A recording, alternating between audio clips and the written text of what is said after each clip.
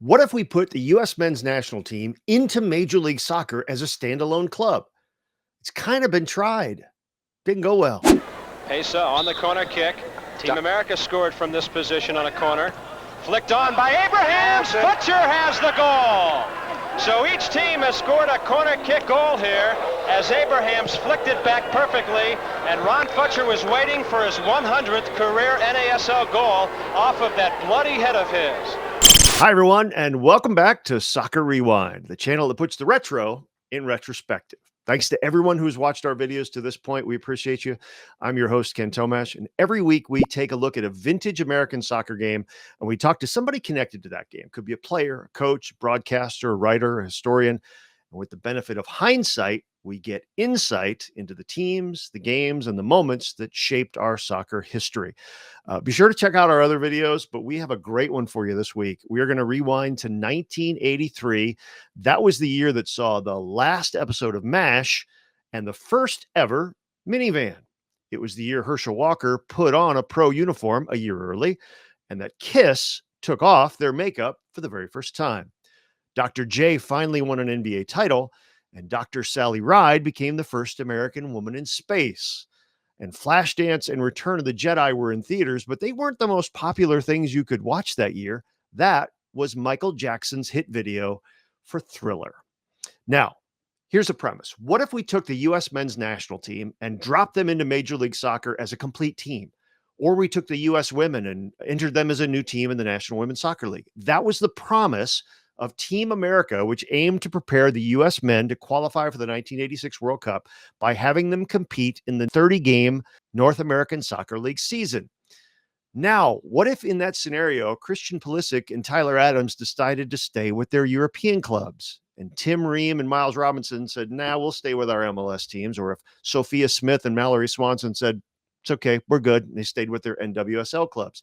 That was the reality of Team America. Good idea? Bad idea? We're going to explore that today with someone who lived it. Perry Van Der Beck had a very long pro career, very successful one, including a year with Team America. And what a year it was. Perry, thanks for being with us on Soccer Rewind. Oh, thanks, Ken. Really appreciate the invite.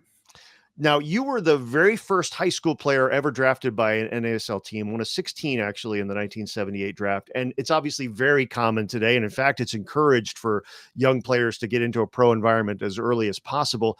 I presume had you been born a little bit earlier, you would have stayed home and played for St. Louis U or gone to Indiana or San Francisco or one of the powerhouse programs of the time. But how did it come to pass that you became a pro at age 18? You know, you're in high school and you're looking to play in college. And, I was talking with St. Louis University and SIU and Indiana, and I'd been to their camps. But, and also I had an opportunity because of my relationship with some of the professional players to actually train with the St. Louis Stars. I remember John Sewell, the coach at the time, he approached me and says, hey, he says, just to let you know, he says, I don't know that you're here because, again, if people find out, he says, you could lose your college eligibility. So that was very quiet and things like that. But again, having that opportunity to play with these players just, it helped me develop in my game and things like that. And first, I thought I was going with the St. Louis Stars, the hometown team. They had second pick. So again, I'm sitting in class at St. Thomas Aquinas, my high school, and I get a call over the intercom that I need to come to the office. And it says, you need to call your parents. And I call my parents and says, look, you've been drafted by the Tampa Bay Rowdies. They'd made a move, and obviously they acquired first pick, and they selected you, and they wanted to do a press conference. So it was, that's where it first took off. Yeah, exciting times. And again, it was a risk, but again, it's something that I always wanted to do. I was very excited, and, and I did have my fair share of injuries, but I'm glad I got a chance to do it. It would have made all the sense in the world, I guess, for the Stars to have taken the hometown kid. It would have been good for them. But you ended up in Tampa. You had 5 good years with the Rowdies. That's where I watched you play growing up. There were some good teams, some great players, and big personalities, including a guy you idolized, Rodney Marsh. How did being there at that age help you develop as a player more than maybe being with a very good college program might have helped you develop? Well, again, Ken, it's just like, you just lived it every day. So, obviously you're coming from club soccer and showing up 5, 10, 15 minutes before training, getting out of your car. Well, you come to the Rowdies, you're there an hour before training, and there's preparation, and it's even longer than that if you happen to have an injury. So just getting into the professional environment really, really helped my development. because again, it's something you're playing every day. And, obviously I didn't, get into the starting team immediately. There was a North American Soccer League rule that you only had to have 2 North Americans on the field at the same, while the game was going on. Because we had Canadian teams, it was North Americans. But because I had signed an amateur contract, I was still available to play with the Olympic team. And I had a coach, Gordon Jago, who was very cognizant of saying, country before club. So anytime the national team or the Olympic team, I got the call, he let me go. Wasn't like he was holding me back and saying, we need you to play here. We got injuries. We had a deep roster. And, again, getting those international games, getting to play with against other countries, whether it be with the Olympic team, the Pan Am team, or the national team, again, really, really helped my development. And you did get into a couple of NASL games as a rookie, then 16 your second year. And by 1980, you're 20, you're starting every game, you're a national teamer, you're pointing towards qualifying for the 82 World Cup, looking forward to the 84 Olympics after the disappointment of the boycott in 1980 that put that on the shelf. And then you break your foot and you rehab, you come back, you break it again. What did that period of adversity teach you? You know what, Ken, I'm glad you brought that up, because if I could tell any player, it's just, it's being in Tampa, obviously the Rowdies were very, our fans, we would average 30,000. And again, you're out in the community and the people know you, they come up to you. And the marketing here was just, second to none. I mean, we would do these pep rallies before the games at the malls. And again, we had the theme song, the Rowdies are here, the Rowdies are there, and they kick the ball around. And we had a band called the Loudies. So the players would have to go to the mall and walk around and sign some autographs. And, when you're playing and everything, that's great. They come up to you and they want to know and stuff like that. But when you're not playing, it's almost like, you're kind of pushed aside. So you realize that the game, all right, is not going to last forever.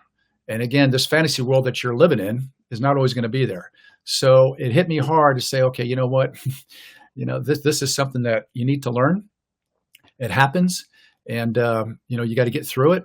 And again, that just made me work harder and harder to get back into the team because, I wanted to be doing something that I love. So you get healthy and the NASL comes up with the idea to take the national team, put it in the league for 1983. When did you first hear about this? And as a guy who'd been a fixture with the national team at that point, what did you think about that as an idea?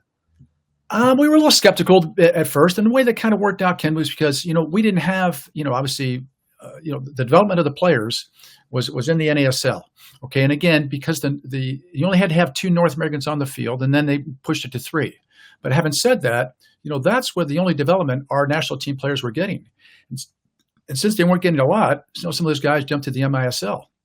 And so, the rosters are going to look thinner and thinner. So now, I don't know how many people know this, but, the United States was trying to convince FIFA that, if you give us the World Cup in 1986, we'll have a professional team that's in training. And that's why they started Team America. So that was the whole idea is that, we'll put this team in training and they'll be playing in the NASL on a regular basis. And they'll be making some trips, to play some friendlies. But that's what we want to do is we want to be hosting the World Cup in 86.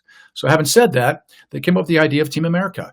And what happens is, I don't know if a lot of people realize this, the rule is that you can only get 3 players from each team.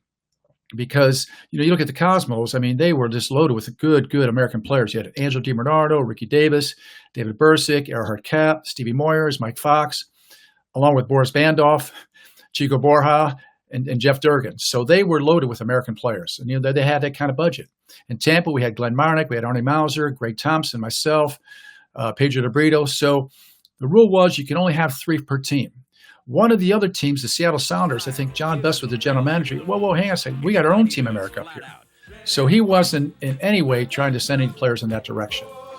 So it was one of those where, okay, you know what? Let's just kind of pull the team together. Let's see what we can make out of it. So again, we had the tryouts down here in Tampa and, at the University of Tampa, and you had Alkis Pandagos was the head coach. And again, you know what? It's unfortunate. The Federation didn't have a big budget at the time.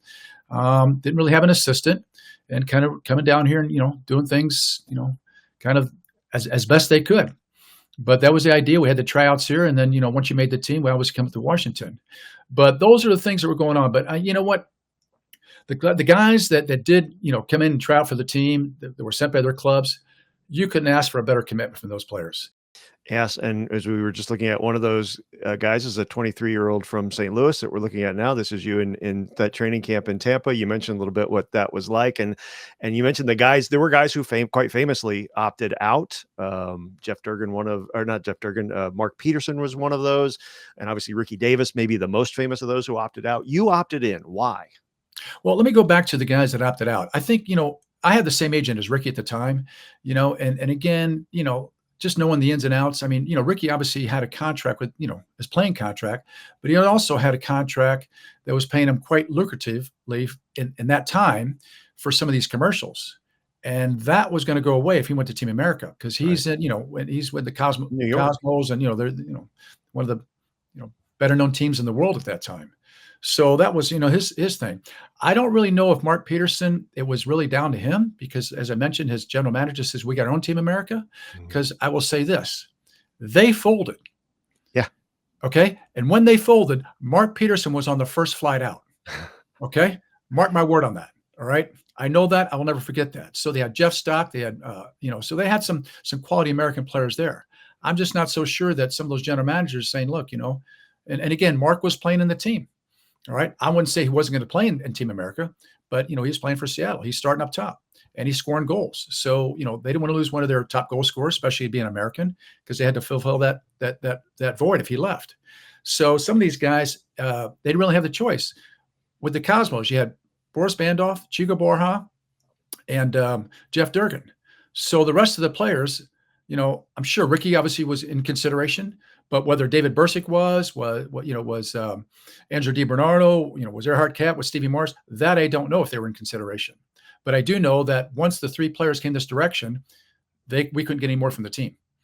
But for you, obviously, and I read an article, an interview that you gave at the time, and your whole thing was, I want to be a national. I want to play for my country. So this was playing for your country, and you were very set on that, and that hasn't wavered, in the 40 years since, obviously. Right. And the thing is, Ken, look, when I was playing with Tampa at the time in '83, yes, I was starting. And again, we're great crowds, it's a great place to live, and I guess you're kind of in a comfort stage. But now we got a chance. We were told this is the national team in training. You could call it Team America, NASL, whatever you want, but it's the national team in training. And as you can see, I don't know if it has, we played a lot of international games. We went to Jamaica, we played against Juventus, who had 7 starters from Italy's World Cup team. And we tied them 1-1 at RFK. And so that's why when you get that opportunity to play for your country and represent at the highest level, why wouldn't you?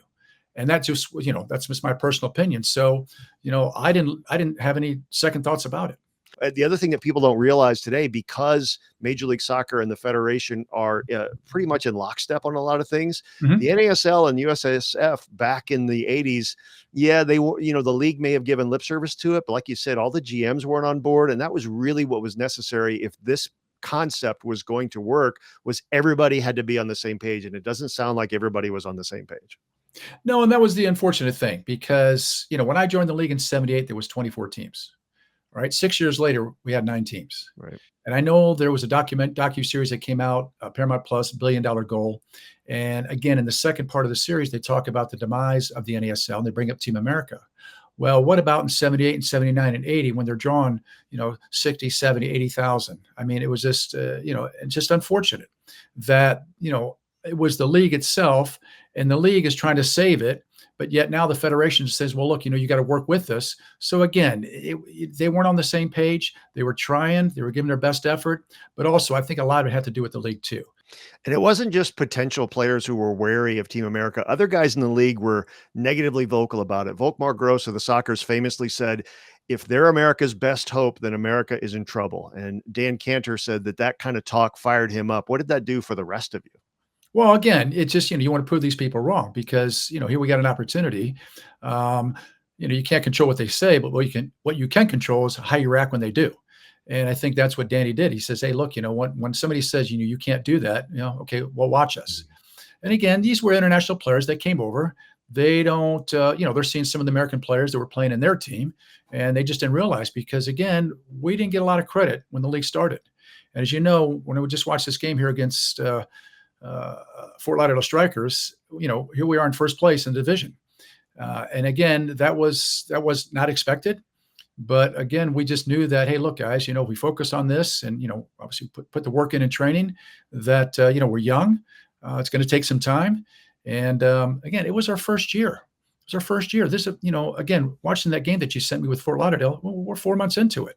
I mean, what was anybody else supposed to expect? All right. And some of these guys, they played in college. They were never playing, consistently in their team because I think otherwise, sometimes, they don't get the opportunity.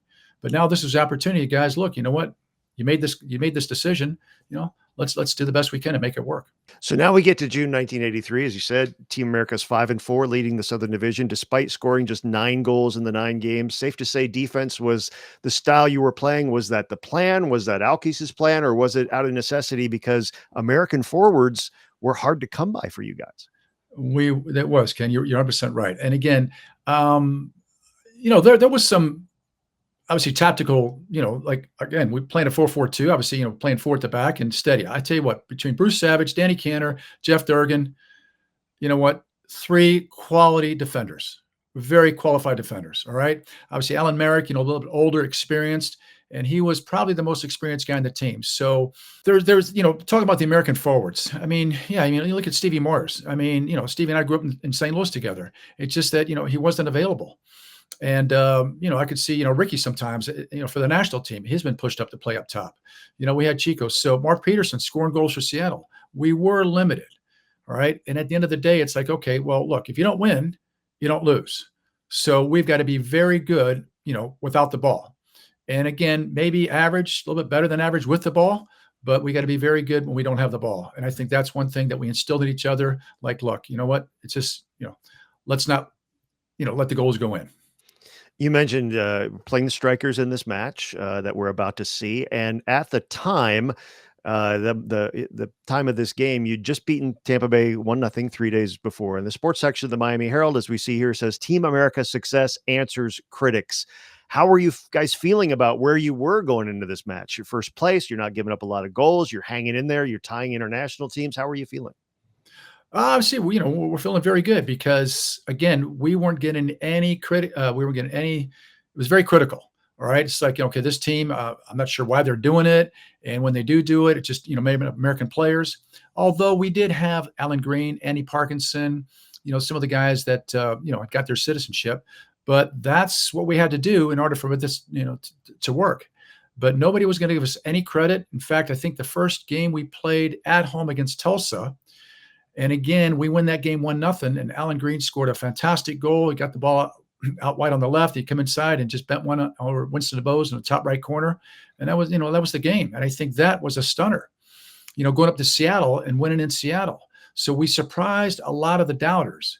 And again, that's, I wouldn't say that was our goal to surprise them, but we just want to say, hey, guys, look, we're in this position.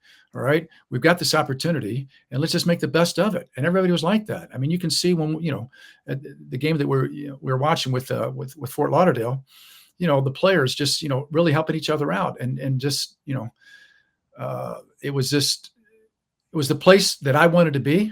And I was very happy with, the way things were going. But unfortunately, while we were there, and again, we can get this later, we had found out that, the decision was made that, the United States was not awarded the World Cup. It's now going to Mexico. And we kind of knew at that time, well, look, what does it mean for Team America? So that's where some of it started going south. So that is the scene, folks. Perry and I will be back at halftime, but let's rewind now to June 12th, 1983 at RFK Stadium in Washington, D.C., Team America's home for their match against the Fort Lauderdale Strikers. You will occasionally see some pop-ups with little tidbits of information on them that will hopefully enhance your viewing experience. Okay, here we go. Mike Lang and the late, great Gordon Bradley had the call on Sports Channel. Team America Soccer. Today from RFK Stadium, Fort Lauderdale takes on Team America. Brought to you by Budweiser, the king of beers and proud sponsor of the U.S. Olympic team. For all you do, this Bud's for you.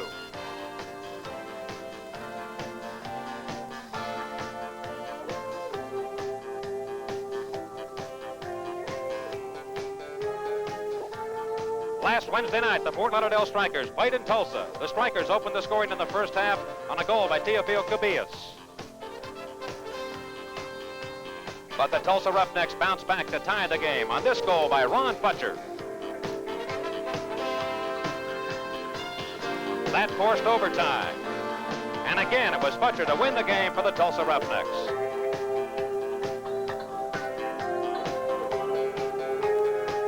On Thursday night, Team America won its second straight game and vaulted into first place in the Southern Division on this goal by Hayden Knight that propelled Team America into first place. And this great save by Team America goalkeeper Paul Hammond on tattoo. Today, these two Southern Division rivals will battle it out at RFK Stadium. We'll hope you'll stay tuned. We'll be back with Gordon Bradley in just a moment. Again, everybody, this is Mike Lang along with Gordon Bradley here at RFK Stadium. This afternoon, Team America battling the Fort Lauderdale Strikers, Gordon. Interesting matchup, two different teams. Two different styles of play here, Mike. We've got the players like Kubias, Zagota, Brian Kidd, and of course their recent acquisition, Ricardo Villa, who's a World Cup Argentinian player who they just bought from the Tottenham Hotspur Club of England. They technically have got a lot of skill and should score a lot of goals. However, Team America, probably the best defensive record in the league, with Jeff Durgan and Dan Cantor and Paul Hammond playing tremendously well of late. They are a great defensive team. Don't eliminate, though, Team America's capability up front, because today sees the return of Alan Green, who's always been a prolific goal scorer. Alan will team up with Andy Parkinson, and that duo should also score goals, so it's certainly going to be very, very interesting. We will see in goal for the Fort Lauderdale Strikers, Jan van Beveren, who has been an all-star the last 3 years. We had a chance to talk with him earlier and ask him about what he thought about the concept of Team America. America concept. Oh, the concept is great.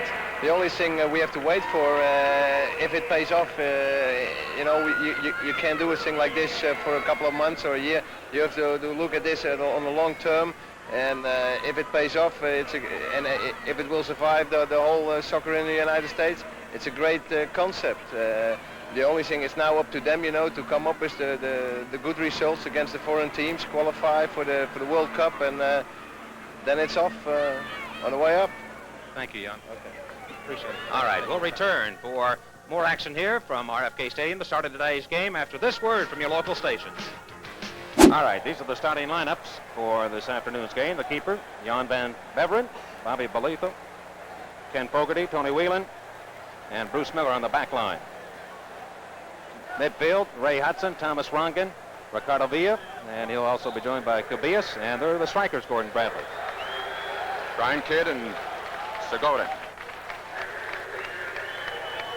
Now for Team America, and they will be going with Arnie Mauser this afternoon in the goal. An 0.87 goals against average. Second in the league to Tina Guattari. There's Mauser, and that's the back line. Savage, Durgan, Cantor, and Merrick. Midfield, Perry Van Der Beck, Pedro De Brito, and Hayden Knight, who had the winning goal on Thursday. Bravo. And up front, Andy Parkinson, Alan Green, and Boris Bandolf operating on the left wing. Green has been a prolific goal scorer in this league, Gordon, in the North American Soccer League. Yes, he certainly has. He scored 26 goals in 1980, and of course, Algis Panagoulias, who you see there now, was looking for Alan to put more goals into the net today, something that Team America's been short of so far this season.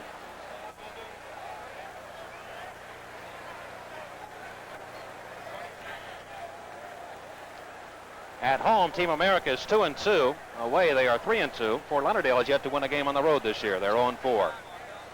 And their record is 3-6.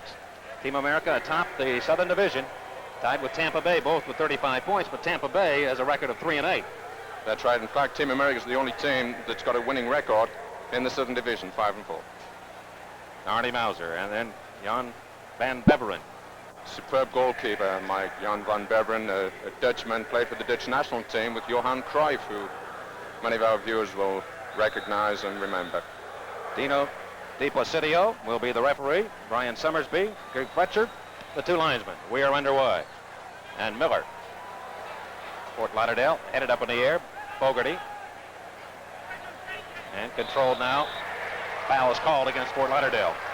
Expect a physical game here, Gordon? Certainly physical game, especially after last Wednesday or Thursday's game against Tampa. There was 37 fouls called on Team America. That's a lot in one game. You had to look at Brian Kidd, number 11 for the Strikers, who was injured in the first minute of the opening game, now back. And the Strikers will play it back to keeper Van Beveren. That long kick. At midfield, Kobias, who was the North American Soccer League's Player of the Week this past week. Ronga.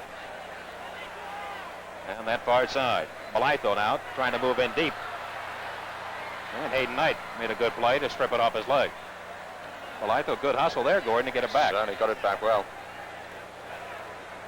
Sagoda, a lot of individual stars on this Fort Lauderdale team. And play to the corner. Malaito, again, way in. Vacating that right fullback spot. His cross into the box area. And pushed out of danger by Ganter. Good play by Danny Canada. And of course, talking about stars, we cannot say enough about Teofilo Kobias, who was played in 3 World Cup finals. Cantor, Savage, and that ball is lifted long up into the seats here at RFK. Mike, just looking at Ricardo Villa, he played for the 1978 World Cup winning team, Argentina, and scored 2 goals in the final of the English Cup in 1981 when Tottenham won the Cup. So he's come here, a goal scorer, a playmaker, and an excellent acquisition to the North American Soccer League. We are scoreless, just underway here. 45-minute running half. We've played 2 minutes. And the goal kick belonging to Team America, Mauser, up to the midfield area. Van Der Beck now back on this near side to Savage. And his long ball up ahead, Alan Green. Went up in the air, unable to win it. Fogarty, now back and forth they go, and it is controlled by Fort Lauderdale. Rongan gave it away. Bandoff looking that left side. Hayden Knight moving instructions with his arm. Back to Bandoff. His cross, not headed out. Played right in front. And Team America unable to make the play right in front of goalkeeper Jan Van Beveren. He had time to get the shot off. He placed it to the far post just outside, but it was a good shot by Pedro de Brito. And it's going to have to take a good shot to beat Jan Van Beveren. Superb goalkeeper. How would you describe his style, Gordon? Beveren? Yes. I've heard, Mike, that if we can fault him, it's on his lack of coming out to collect the high balls. On the goal line, he's a great reactionary goalkeeper. He's got a tremendous kick, as we're going to see here now, way over the 35-yard line. This is Bruce Miller. Kobias at midfield. And Ray Hudson dummies the ball. Lets it go through to Brian Kidd. Taranga. They've got some space to work with here, the Strikers, and it is deflected. I think we'll get a corner kick coming up here for Fort Lauderdale. Yes, and it looks like Tommy Ronga and Rocky Hudson, as he's known by, are going to be on a short corner kick here, unless... No, decided against it. They've gone the other way, and it will be Hudson taking the kick. Hudson, and probably, Mike, if he takes it with his right foot, he'll make an outswinger, and that's exactly what he's done.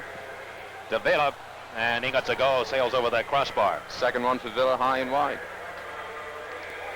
Well, we played 4 minutes here in the opening half. Mike Lang along with Gordon Bradley here at RFK Stadium. Very hot, humid day. The temperature in the high 80s. And of course, it's good to see Arnie Mauser in goal, and Paul Hammond has been playing exceptionally well, but Coach Alkas Panagoulias has decided today to get some playing time in for Arnie Mauser. Danny Cantor will take that goal kick and play to the midfield area. Crosses the near line. Van Der Beck will have the throw in for Team America. Fort Lauderdale with the ball. Sagoda. Tap it ahead to Kidd. Back to Sagoda. Bronco Sagoda. Kobias. And they just kind of weave it around in the midfield area. And again, Fort Lauderdale appears to be content to try and look for an opening here, Gordon. Yes, and they'll try to find it there. And we'll have a foul called here against the Strikers. It's going to be a good matchup today. Brian Kidd playing against Team America captain Jeff Durgan. 2 very physical players, 2 exceptionally good players in the air.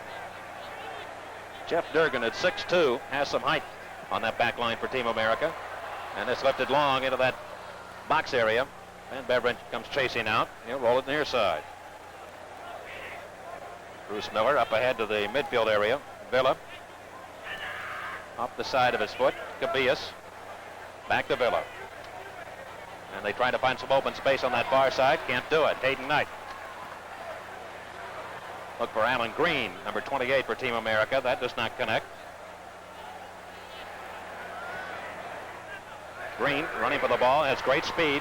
He'll trap it with his right foot, far side. Green coming. His cross deflected off a striker, and I believe we'll get a corner here in favor of Team America. Of course, we saw Alan Green chasing that ball and trying to get his cross in, forced a corner kick, but Alan Green's here to play today. I can see that, Mike. Alan Green is so quick. He said he has scored a lot of goals in the North American Soccer League. That cross comes in, and a foul is called against Team America. That will negate the dead ball situation. I just thought on that corner kick, Mike, that Perry Van Der Beck kind of slipped when he was kicking. It didn't do what he actually wanted to do. All right, we will take a timeout here from RFK Stadium. No score. We'll be back in a moment. The injured striker down is Teofilo Cubillas, and he was hit in the facial area by a kick ball and went down in a hurry. Pure accident, Mike. We saw a volley kick by Andy Parkinson driven into the face of Teofilo Cubillas, and I'm sure he's going to be able to play on. However, he must be feeling the pain of that one.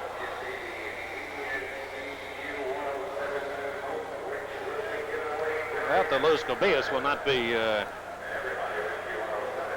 too good for the Fort Lauderdale Strikers. They have been hampered by injuries. A lot of clubs this year have been hampered by some injuries.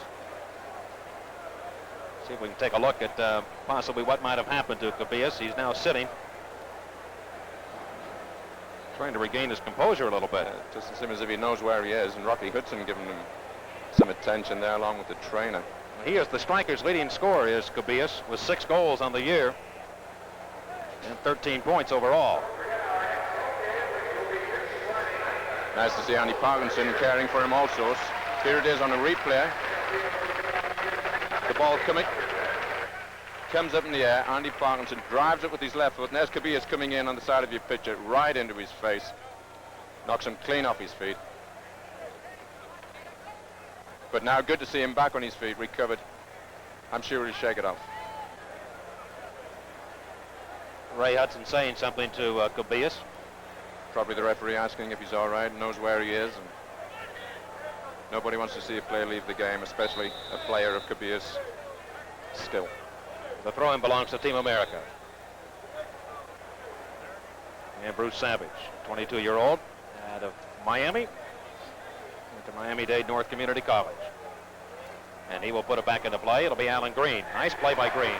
Parkinson on the move. He is taken off his feet. Play goes on. Parkinson looked for a call, but none to be. I think it was a good decision by the referee there. And also a good one there. A foul on Alan Merrick by Brian Kidd. Of course, 2 Englishmen there. Brian Kidd out of Manchester United, Arsenal and Aston Villa, and Alan Merrick out of the Birmingham area, the Midlands area, now as a naturalized American. We are still scoreless here in the first half of play. Fort Lauderdale and Team America. Team America 5-4 on the year. And this time the ball will belong to the Strikers. They will put it back into play. Miller over the head. Ken Fogarty, who has just come off 2 knee operations this past year. And actually, Mike, 4 in total. So a player that's gone through 4 knee operations in the last 2 or 3 years has got to be something to come back and play in the North American Soccer League. Van Beverum in his 4th year in the North American Soccer League. Long kick again. He can boot the ball. Kidd tried to settle it, could not. Now Hudson chips it into the box, and Mauser reaches up easily to take it. On his first save of the day, nice to get his hands on the ball. Savage playing that right fullback position. Parkinson chest trapped it, and he was pushed from behind. Tony Whelan. Very well played by Andy Parkinson there. Wouldn't be pushed off his ground and held his ground and chest trapped it. However, the defender, Tony Whelan, gave away the free kick. Jeff Durgan taking this free kick for Team America. And Durgan puts it up into the box. Well placed up in front, and Van Beverum pokes it away with his arm. Now Van Der Beck to the midfield area. Durgan near side, and Team America seems to have some momentum going right now. Certainly do. Good diagonal ball. DeBrito put it in for Green. Left foot kick. It is in. It's a score. Team America leads 1-0. Alan Green. Boy, is that a well-placed shot, Gordon It Bradley. certainly was, of course. Played some good soccer. Bruce Savage put the diagonal ball in, and I don't know whether DeBrito got a touch of it or not. So, here we see it again on the replay. There's Bruce Savage. There's a defender coming up in attack. Diagonal ball comes all the way over. Pedro DeBrito kind of lets it go through his legs onto Alan Green, who half volleys the ball off the underside of the crossbar, give Van Beveren no opportunity to save. A great goal by Alan Green and Team America. Green is so deadly in around that goal area, and he just got the left foot to it. The answer is, Mike, he's a finisher. Alan Green scored goals all the way through his career, and there we see the reason why. Another look at it. Van Beveren was kind of frozen in his tracks. He had nowhere to go, and here again is Team America. Green. Parkinson is knocked down. Play goes on. Van Der Beck is shot. That sailed just wide. And that one was very close also. Perry Van Der Beck hit it just outside the post. Van Beveren no opportunity to get that one. The goal, Green from DeBrito and Savage. The time, 9:03. So Team America has a 1-0 lead here at RFK Stadium. And again, Savage. Back the other way. Villa will play it to the midfield area to Ray Hudson. A great playmaker is Hudson. Crossfield pass goes to Balaito. Balaito, 7 years in the North American Soccer League. Chips it into the box. Segoda's there, a header, and that went over the crossbar. Segota was in position there, Gordon. Certainly was, and of course there we saw another diagonal ball similar to the one Bruce Savage served over to Alan Green. It's a very dangerous ball in soccer.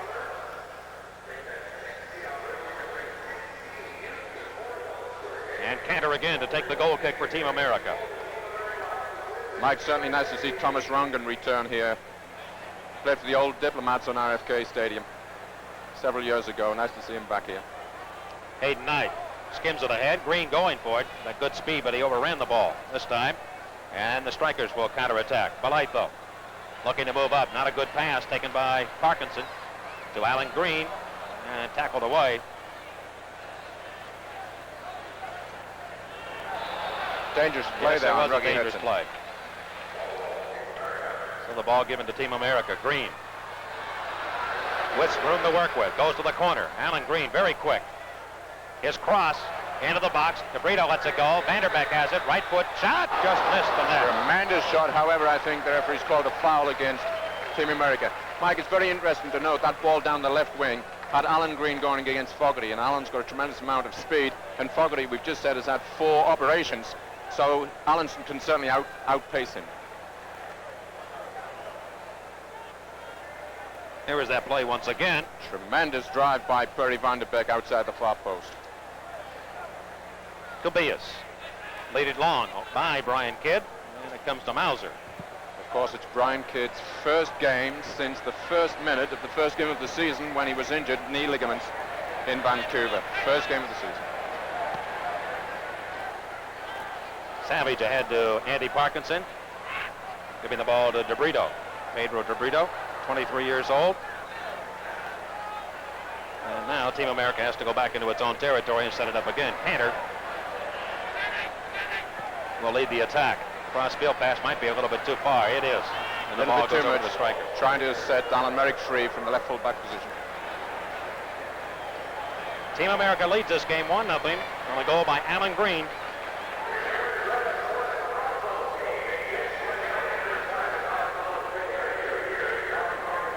Team America winning 1-0 on Thursday night against Tampa Bay.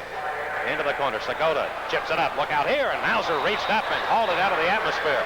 The kid had an angle on that play, as did Mauser. Mauser able to use those hands. Yes. Was able to pull it down. And of course, it's a good job. He's 6'3". However, I think he's given a foul against Kidd. Here we see a replay. The ball. I guess we don't see a replay. Arnie Mauser taking his time. Yes, we do see a replay. There's the volley kick all the way over to the far post. Arnie in good position, collected at full height. Brian Kidd comes in and causes the tackle and a foul. Now another foul called here. Now the game has started out very quietly. He seems to be picking up in intensity as far as the physical play a little bit, Gordon. Certainly, I think we can count the fouls more than the teams, maybe 20, 25 on each team today. We've almost played 15 minutes here with the first half, and Team America leads 1-0. It'll be Ray Hudson. Hudson, pass to the edge of the box, cleared away. Parkinson was pushed from behind. Play goes on. Van Der Beck, good ball ahead for Green, and Whelan outpaces him. Green just could not quite get there. But Green is creating opportunities here. He's opening things up, it appears to me, for Team America, Gordon Bradley. Certainly is, finding the space, going into it at the right time, and then he wants the ball delivered to him. Whelan to the midfield area. Ray Hudson had it stripped off his leg. DeBrito. And to the near wing for Savage. And Mike, here on the right full-back position, Bruce Savage, I think we've got Mr. Consistency here. Played excellent season. Whelan able to intercept. Kobias ahead now for Hudson.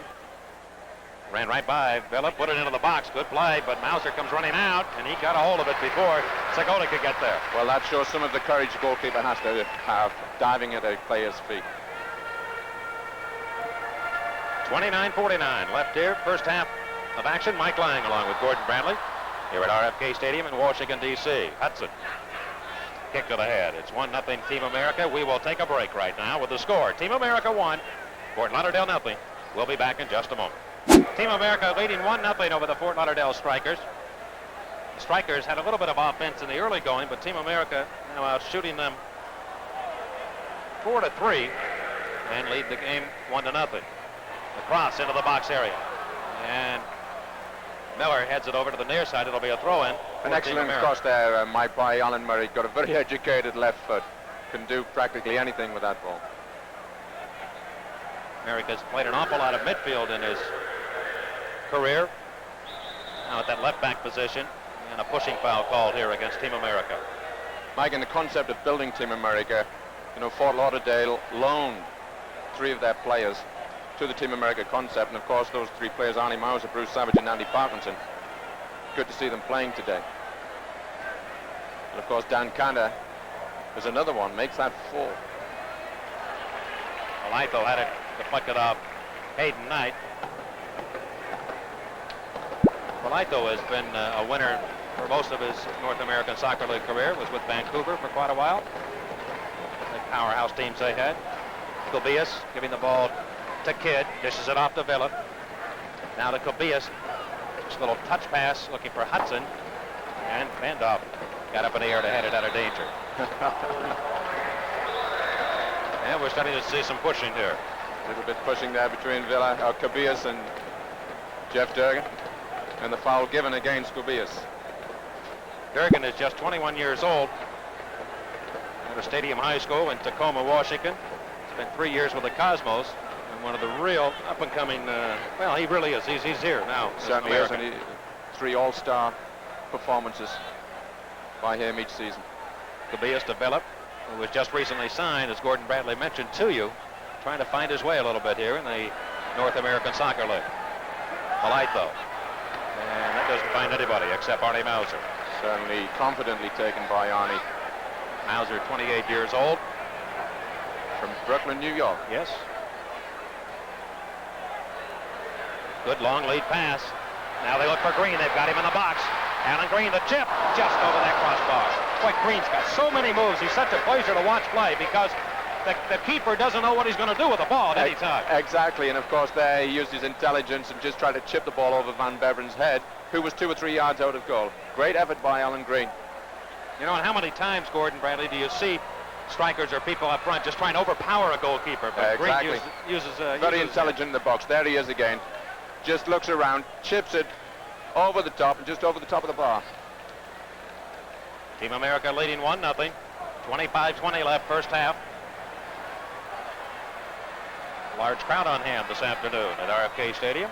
Great crowd, Mike, isn't it? Great crowd. There must be 40,000 in the stadium already. And Mauser with the long kick. Won momentarily by Fort Lauderdale, but Van Der Beck will get it back. And he lost it to Kobias. Foul is called against Fort Lauderdale. Against Ken Fogarty. Of course, the players of Fort Lauderdale standing around the ball to stop Pedro DeBrito from taking a quick kick. Unofficially, Fort Lauderdale has 5 fouls. Now this is Green again. Left foot kick blocked by Fogarty. Allen has such a short backswing, he gets that shot up very, very quickly to the surprise of everybody.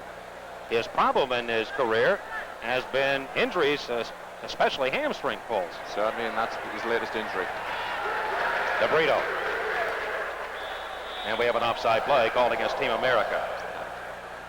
Well, the Fort Lauderdale Strikers come into this game 3-6 on the year.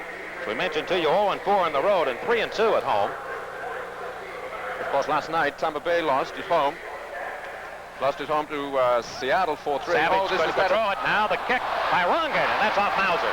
Mauser came out just enough to cut the angle down on Rongan. Well, a rare mistake by Bruce Savage let Rongan in there. Team America counterattacking, wasting no time. Bandoff, left side to Hayden Knight with some room. Back to Bandoff, just a little too far, and Fogarty tackles it away. The ball belongs to Team America, however. Take a look at the Rongan move in tight on Arnold Mauser. There it is. Bruce Savage lets the ball go past him accidentally, and Rongan side foot volleys it right under the chest of Arnie Mauser. Good position by Arnie. Arnie didn't have much choice but to come out and challenge him. And we needed in that. Into the box, DeBrito, and it's headed away by Fogarty. Mike just mentioning, although Tampa lost the game last night 4-3 at home to Seattle, they gained 3 points on bonus points and are now level on points with Team America at the top of the Southern Division. Good passing by Fort Lauderdale. Man open right side. Balaito coming down, edge of that box. Balaito cross in front. Sakota shot and the save is made. Oh, great play by Mauser. Well, Mike was offside when Balaito released that ball. Kidd, or was it Sakota, was in an offside position. Well, they were called offside on the play, but I'll tell you, even hear that whistle, you're not going to stop. And what a great play by very Mauser. Close. There's Balaito putting the crossover. There's Sakota, it was, in an offside position. And back it comes to Mauser. Well, Mauser has looked impressive here in the first half of play. 22:35 left, and Team America leads on a goal by Alan Green. 1-0. The holding call. Balaito. Green, who dummies the ball, lets it go. Fogarty in. Green in a race for the ball. Green. Well, Pleads his case. That sounds a foul on Allen. All right, we will take a break right now. The score, Team America 1, Fort Lauderdale 0. We'll return in just a moment. Very hot and humid here this afternoon. Team America has been red hot. They've won 2 in a row, and they lead 1-0 here. The shots now 6-4 in favor of the Strikers. And Van Beveren. Mike, very unusual to see Van Beveren let that ball come away from him. Very safe goalkeeper. However, that one did get away. No Team America player there to get the rebound. The foul is called on Team America. We put back into play. This Fort Lauderdale team going with 4 midfielders. Gordon Bradley, and trying to open up space to Sakota and Brian Kidd up front. That's right. And of course, Brian's taking a little bit of time to settle down because it is his first game again. As I mentioned, of course, with Villa being a new player in the team, it's going to take them time to sink. And now the ball again will go back to the Fort Lauderdale Strikers.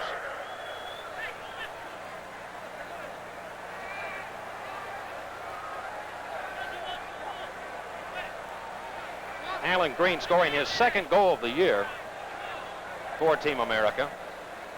Well-placed shot, upper left-hand corner as he would look at the goal. And Hudson now, 35 yards away. Telling Cabillas to get in the pack. Hudson looks like he's pondering, like the thinker. And the team captain. Skimmed up ahead, and Mauser will haul it down again. Team America's success this year, they have not scored a lot of goals. They now have 10 on the season, but they've been pretty good at dead ball situations, set plays, although the Green goal did not come off one. And of course, have only conceded 9 goals, which is excellent. Excellent defense. Phillip looking ahead for Sakota. And Balaito finally controls. He kicked looking for Thomas Rongan. It comes back to Ray Hudson. Hudson, 28 years of age, up to the edge of the box. Kidd heads it over. Rongan let it go for Phillip. Heads it down to Cabillas. Rongan, a little trick play there. Tried to knock it back to Cabillas on the give and go, and it's spurred away by Team America. Very strong defensive team. Very strong defensive team. Of course, Fort Lauderdale must be coming here to play because this powerhouse play of Team America has really excelled in the last several games. They work for each other. They try to make each other the best player on the team. They help one another, support each other. It's just tremendous to see this team play, Mike. Tremendous amount of morale on the team. Well, they're well disciplined and they have some enthusiasm. Yes, they certainly have. Back to Mauser. I know a lot of teams in the league do not want to lose to Team America. No, they don't, and they've done exceptionally well after the first nine games against. Bandoff trying to move his way around Thomas Rongen of the Strikers. And a foul is called against Rongen. Finally got Bandoff off the ball, but illegally. Here we see a replay of Boris Bandoff on the ball. Thomas Rongen checking. And upended him. It's certainly a foul. Boris takes his own kick. No, it's Alan Merrick takes the kick. Merrick off Green. It comes to Hayden Knight. Couldn't get it back to Green in the box. And now Rongen counterattacking with some room. Of course, Thomas wants to do well, coming back to his old field. Parkinson. And he couldn't get the ball to Alan Green. Fort Lauderdale, you know, they move the ball pretty well, it appears, but they can't make that final pass of that play to get things really opened up, it appears to me. Quite true, Mike. And I think that in the early stages here, that Team America seems to want the game more than Fort Lauderdale Strikers. We have 17 minutes left, first half, and Team America holding on to a 1-0 lead. Mauser in goal for Team America, as we mentioned at the outset, second leading keeper in the league. Tino Lettieri of Vancouver, number 1. At 0.79. Kubias. Over to Kidd. That left foot kick took off on him from 20 yards. And we will pause right now. 1-0 Team America. Back in a moment. Well, we are back to play here at RFK Stadium, and a corner belonging to the Fort Lauderdale Strikers. Hudson plants it down. Great playmaker. Certainly is. See where he goes with it. Edge of the box. Sagoda. Right-footed and off the line by Hayden Knight. That saved the goal. Well, certainly Hayden Knight was in the right position. That's the position he's supposed to be in on a corner kick, and cleared that ball. It was a certain goal if he'd missed it. Arnie was beaten all the way on that kick. Well, we'll take another look at it. Here Rocky puts the ball over. An outswinger. Side volleyed by Sagoda. There's Arnie dives. Couldn't have gotten it. Hayden clears off the line. Excellent save by Hayden Knight. Covering that far post. Went to Marquette University, did Hayden Knight. Sagoda has 4 shots already here in the first half. And it is played back into Fort Lauderdale territory. Van Beveren and his team trailing now 1-0 against Team America.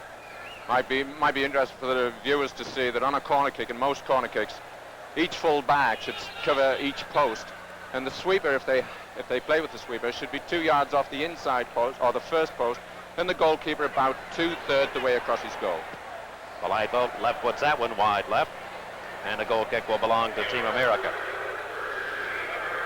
Well, Team America with Alan Green and Andy Parkinson teaming up gives them a little bit more of an offensive threat. They seem to work well together. They do, Mike. They certainly seem to be more prolific up there. They're chasing balls. They're turning 50-50 balls into good balls, and Alan and Andy seem to play very well together here. This is Andy Parkinson with Whelan chasing him to Alan Green. Green, number 28, lifts it back to the midfield area. Bit of a stray pass, that one. I think you could say that. Jeff Durgan, and an offside play called against Team America.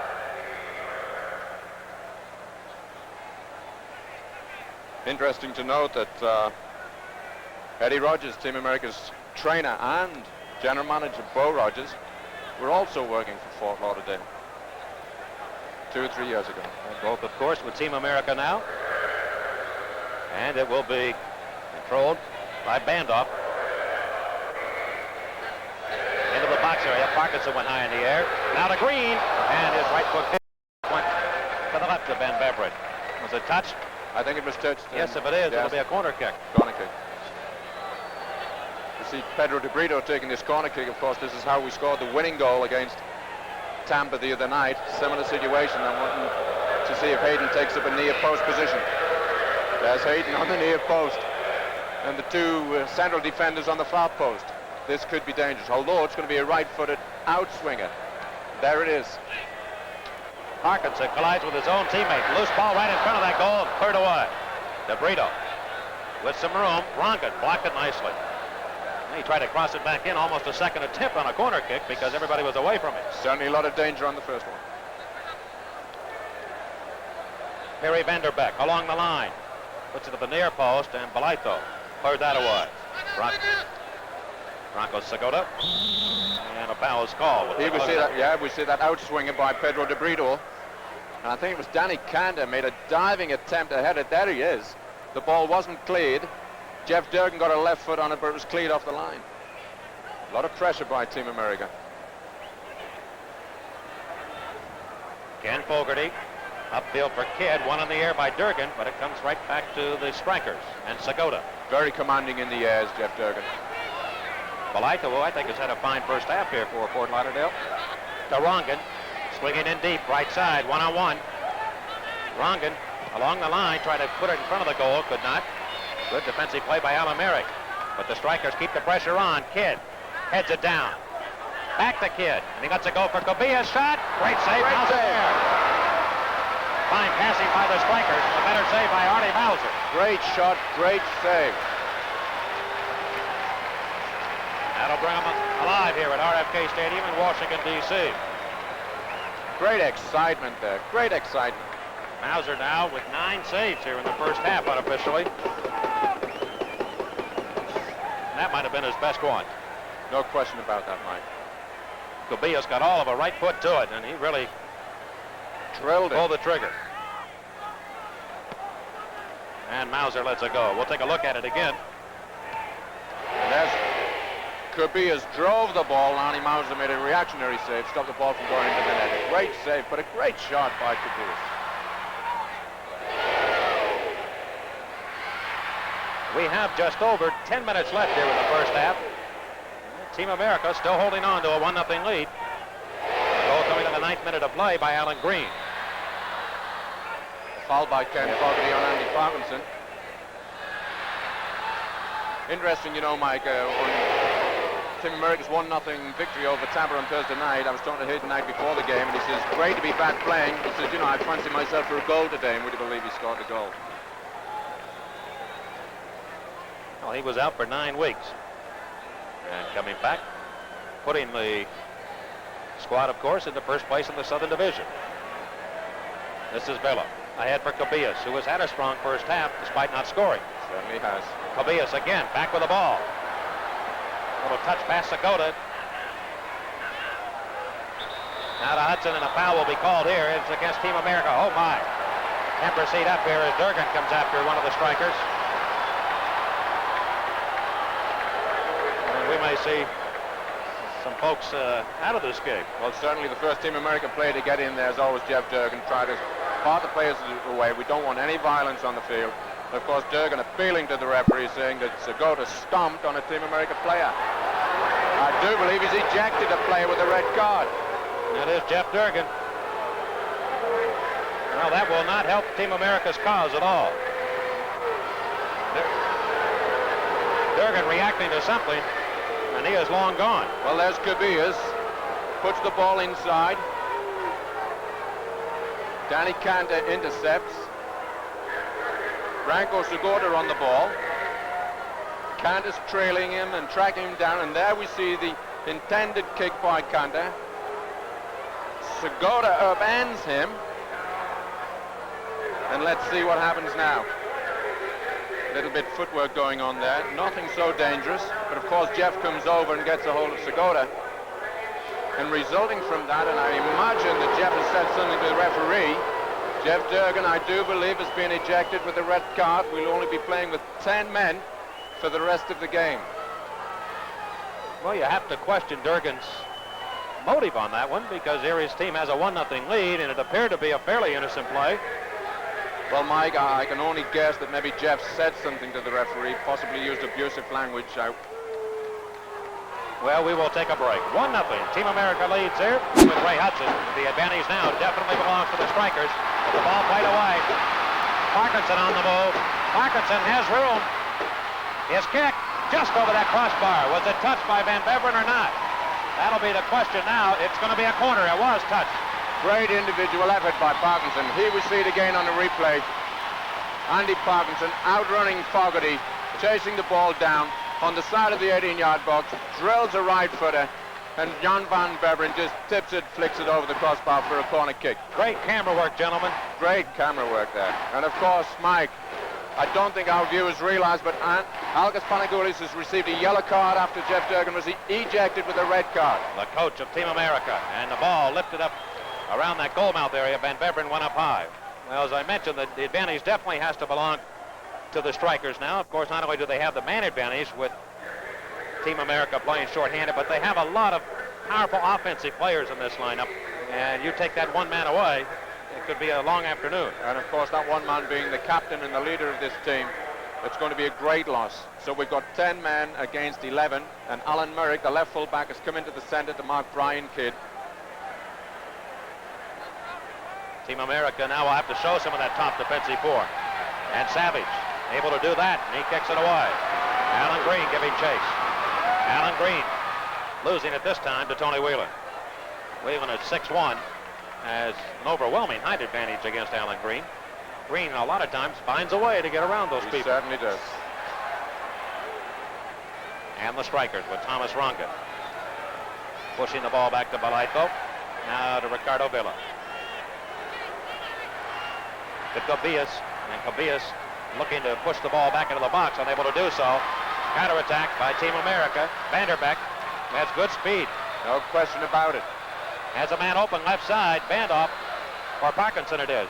Parkinson lifted in for Green, headed up, and that is across the goal line. Well, certainly Alan Green's made a difference in this forward line for Team America. Every time he gets the ball, he looks as if it's going to be dangerous or he could score a goal. What does that do to the defending line, too, Gordon, when you got a player like that? Fort Lauderdale are playing against 10 men, but they want to make sure they don't go 2-0 down, because Team America are very good on counterattacks, as we've seen in the last 5 minutes or so. Savage losing it to Cabillas.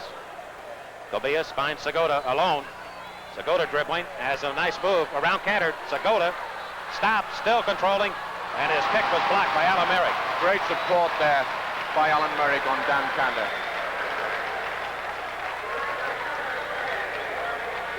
Segota throws it in.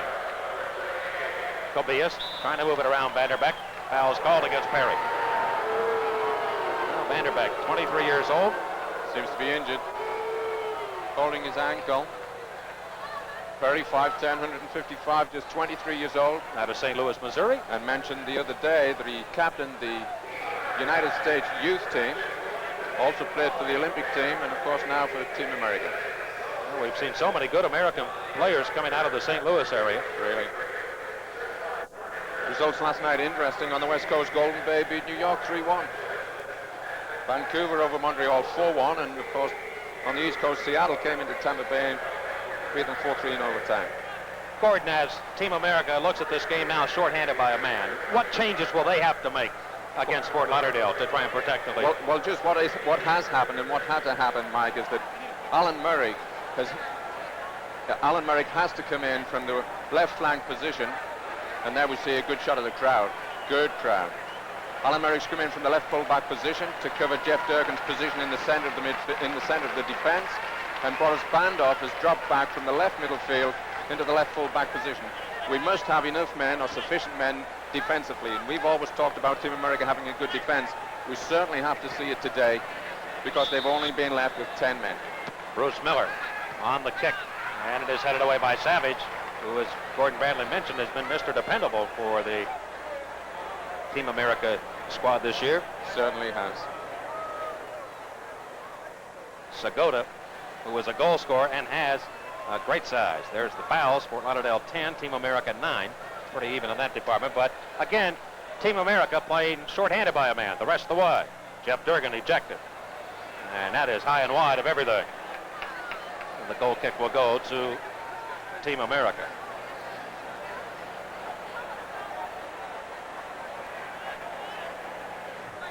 We have 5:37 left in the first half, and an Alan Green goal for Team America has them in front 1-0. And I should think, Mike, the second half might take its toll regarding fatigue, exhaustion. It's a real humid day, close to the 90-degree mark. Villa unable to win the ball, hold on to it. Van Der Beck will. Perry Van Der Beck. 2 men to beat. He's beaten the ball. Van Der Beck moves in. Another one. His right foot kick, and that is blocked. Van Der Beck still controlling. Great individual effort right now by Van Der Beck. DeBrito, and his cross down low and cleared away by Fogarty. Well, that was just good hustle and some dazzling moves by Perry Van Der Beck.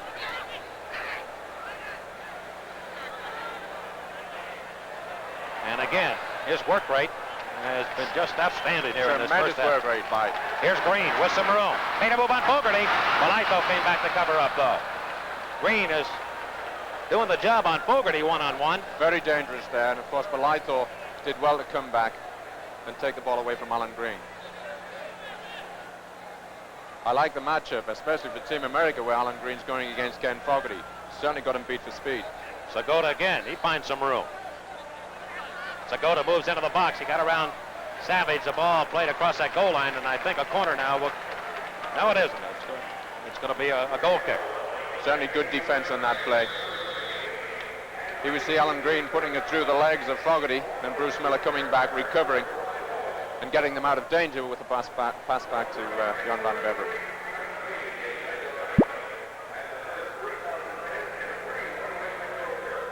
Fort Lauderdale players going over to the bench for ice, water, anything that can cool them down. Well, Gordon, you of course coached the Washington Diplomats for a few years and the New York Cosmos. You've been down on that field surface when the weather has been like this. Now, that's a 90-degree temperature converted, folks. And maybe you could tell us what it is like down on that surface. Well, you know, Mike, there's different degrees of heat, and of course Fort Lauderdale being from Florida, they're used to playing in the heat, but there are different types of heat, and of course in Washington, where it's tremendous humidity, it does take its toll in the second half, and we'll see a change. It probably will be a change in Fort Lauderdale because they're not accustomed to this humidity, where Team America will come on maybe a little bit stronger, although we cannot forget that they're playing with 10 men, and they're going to try and preserve and protect the 1-0 lead.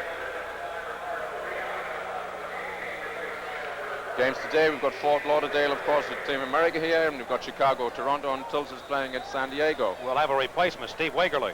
That's interesting. He's going to come on for Fort Lauderdale. Not sure who he replaced. Well, maybe I'll try and get an update for you on that.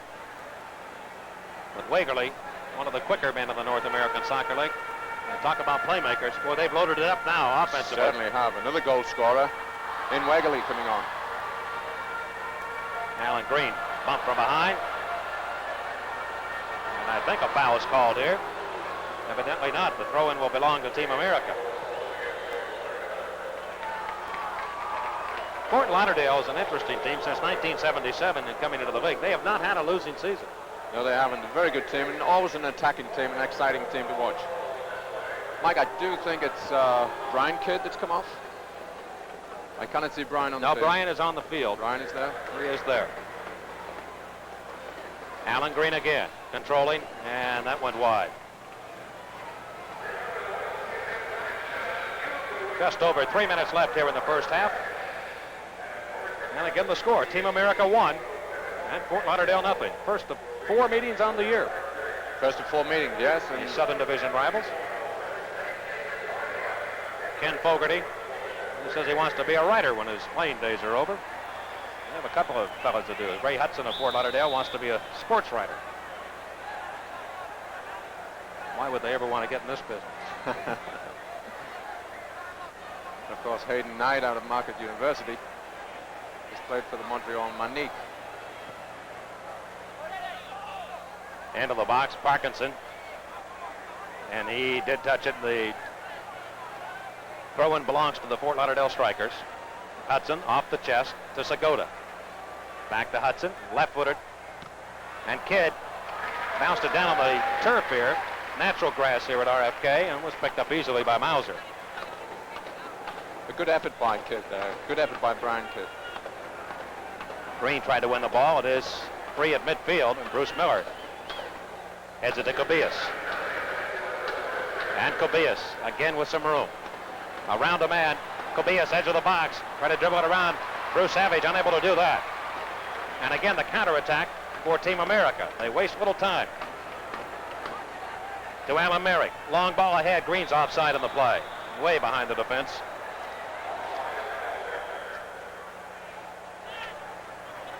Mike, we've got Ricardo Villa has been substituted for Wegerle at the 40th minute. And again, back to Mauser. Got to say, well done, Alan Merrick, although I don't think that was his intention. Ball came off the outside of his foot. Wegerle has played in 7 games this year, has just 1 assist.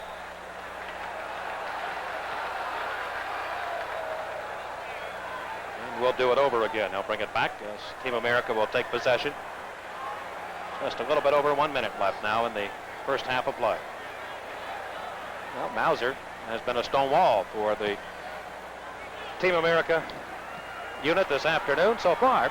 And no question, if they go in at halftime with a 1-0 lead, they'll be very, very satisfied. Very satisfied. And again, reminding you, those who may have joined us late, Jeff Durgan of Team America was ejected and left the game. So Team America will play the rest of the way, at this moment anyway, with 10 men on the field.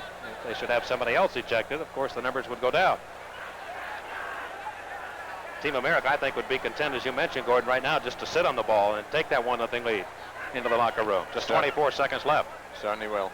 And of course, the pressure will be on Fort Lauderdale in the second half. And Fogarty has possession of it. Lead it up on the right wing to Balaito. Brian Kidd chest cramp it to Kobias. Time is running out here, and it is kicked up towards Mauser, and that is it. The end of the first half of play here at RFK Stadium on a very hot, humid afternoon. Team America has the lead over Fort Lauderdale, 1-0. We'll return with halftime activities in just a moment. So at halftime, Team America led the Fort Lauderdale Strikers 1-0, only the 10th goal of the season in 10 games for the guys in red, white, and blue. This is Soccer Rewind. I'm Ken Tomash. Hey, if you're into retro like I am and you like American soccer history and hearing from the people who've been joining the channel, give this video a like, subscribe, turn on notifications, and you'll be part of our growing community. Perry Van Der Beck of Team America is back with us now. Perry, we talked about goal scoring being a problem, but you guys got one just over 9 minutes in. Let's take a look at this and you'll walk us through it. Alan Green was still an English subject at this time. He would become an American citizen the next year, but he gets this first goal, and that really had to be a big relief for you. It was. Obviously, it was a hot day, but I tell you what, it was a good service in by Bruce Savage. And again, I don't know if Pedro gets the credit because they think, it just went through his legs. Actually, Pedro jumped in the air to knock the ball down with his right foot to Allen. And Allen, as you can see, he was just, it's just that confidence that he has. He takes his off his thigh and he just, he's not shooting with power. He's just looking for placement. So he knows at this time, it's just, take it right there, and he just puts it in the top corner, and Jan Badvaven does not have a chance. And again, Allen was good about that. He was calm, cool, collective, and again, he was a proven goal scorer in the North American Soccer League. One thing, Ken, that the guy does mention on the thing about the field, it was very, very unfortunate because, again, we shared the field with the Washington Federals, and again, you can see that it was obviously not in the best shape. The ball does bounce up a lot. All right. And again, we didn't always train there. We trained in a training facility outside the stadium, but sometimes we go in there and just to get used to it because we knew that the surface wasn't the best and because we were sharing the field with the football team. That's the thing. I'm sure people were watching that first half going, why is it so? Was there a tractor pull or something? No, it was because the Federals had played 6 games on it already. And right. So, RFK was not your friend at that point. Now, right after that, as people will watch, you had a couple of good chances there. Now, scoring was not your role usually, but you were really seemed like you were feeling it on this day, getting forward and getting some chances. You know what, Ken, anytime that, obviously you're on the field and, you want to do well for your team. To this day, I'm very frustrated because, anytime you get an opportunity, you're in around the box, you got to take the chance. So, yeah, I was in, that wasn't my opportunity, but every player on the team obviously wanted to score and do well. Things started to get physical after that, though, and it was a sweltering day. It was like 90 degrees. Could you get a sense that things were going to get chippy as they started to? Oh, of course. That's what it comes down to. And just, you're running down and you lose the ball, you get frustrated and you got to run back. And next thing you know, you get in a 50-50 ball and you're there a little bit late. And next thing you know, it's a foul. It's just that the last thing we want to do is give them a foul in an area where, obviously was really dangerous. So, fouling in the midfield, we're playing with 10 men, trying to slow the game down. That's a tactic. All right. It was just that we had to take the sting out of the game. And here's why you're down to 10 men. Let's take a look at the incident that happened with about 10 minutes to go in the half. Jeff Durgan gets into it. Dan Cantor and Branko Segota get into it a little bit. It doesn't look like much on the video, but Durgan gets sent off by Dilvo de Placido. As we take a look at this, what really happened here that ended up with you guys being down a man? Well, again, obviously, Danny got stuck in right away. And it was a situation where, obviously I'm trying to pull Segota off him, but with Branko kicking one of the players, I mean, let me just put it, Jeff got to him first, okay? Because I tell you what, Jeff is looking after, one of his players, and he did that for everybody. All right. It's unfortunate, but it's a retaliation. But you see what Segota right here, what he's doing there, that should have been red card. But just Jeff's initial contact, number one, going after his head, is very difficult. And I think, I jump in there, I grab Branko just to say, hang on a second, buddy, you got to stay in the game here. But, we're all there sticking up for each other. It's unfortunate that, they both, one of them got the red card and the other one didn't. Because again, it was instigated, but, as we know, in pro sports, it's, the guys that come in late, as Jeff did, and try to sort things out. Could he have done that later on in the game? Yes, he could have. So I know that Jeff was frustrated himself, and it just, and unfortunately, we're a man down. So, Jeff apologized to us, but at the end of the day, you know what? He didn't have to, because again, I know that he was sticking up for us, but there's other ways of doing it. That's not something that I would, tell my players now that if I was coaching, hey, look, this is the way to go about it. You learn from this lesson, and Jeff did. So you're down a man, but up a goal at the half against a team. Fort Lauderdale was struggling at that time. So what was the mindset like, and what was Alkis like at halftime? Well, again, obviously, he couldn't ask for anything more as far as the effort for the players. We just needed to possess the ball a bit more, because the more we gave it away, the more we had to run. But at the end of the day, it's like, okay, guys, look, we're up a goal, all right? We don't have to go forward and win this. We're already up a goal. So let's protect the lead. If we can counter and, maybe make something out of that, that's what we can do. And that was the focus going into the second half. Again, nothing's easy because, they put in Steve Wagerly and they got Nenny Cabillas, they got Ray Hudson, they got Brian Kidd, they got Roger Davies. I mean, Branko Segota. I mean, what more could you ask for in the NASL? So, and these guys were at the top of their game. But again, we just don't want to, be spread out and all of a sudden, guys, running forward and you just, leaving the guys vulnerable to back. You mentioned Steve Wegerle coming on late, your old Tampa Bay teammate. It always pained me to see Wegerle in anything other than green and yellow. He was an Aztec for about a day, then he was Cosmo, then he's with the Strikers before finally making his way back to Tampa. He was still a very effective player, though, at 30 years old at this point. What made Steve Wegerle such a good player? His pace. No, I tell you what, I always say this, excuse me, one of the best players that I ever played with. Okay. Kind of a quiet guy. All right. But I tell you what, his pace, Ken, was just out of this world.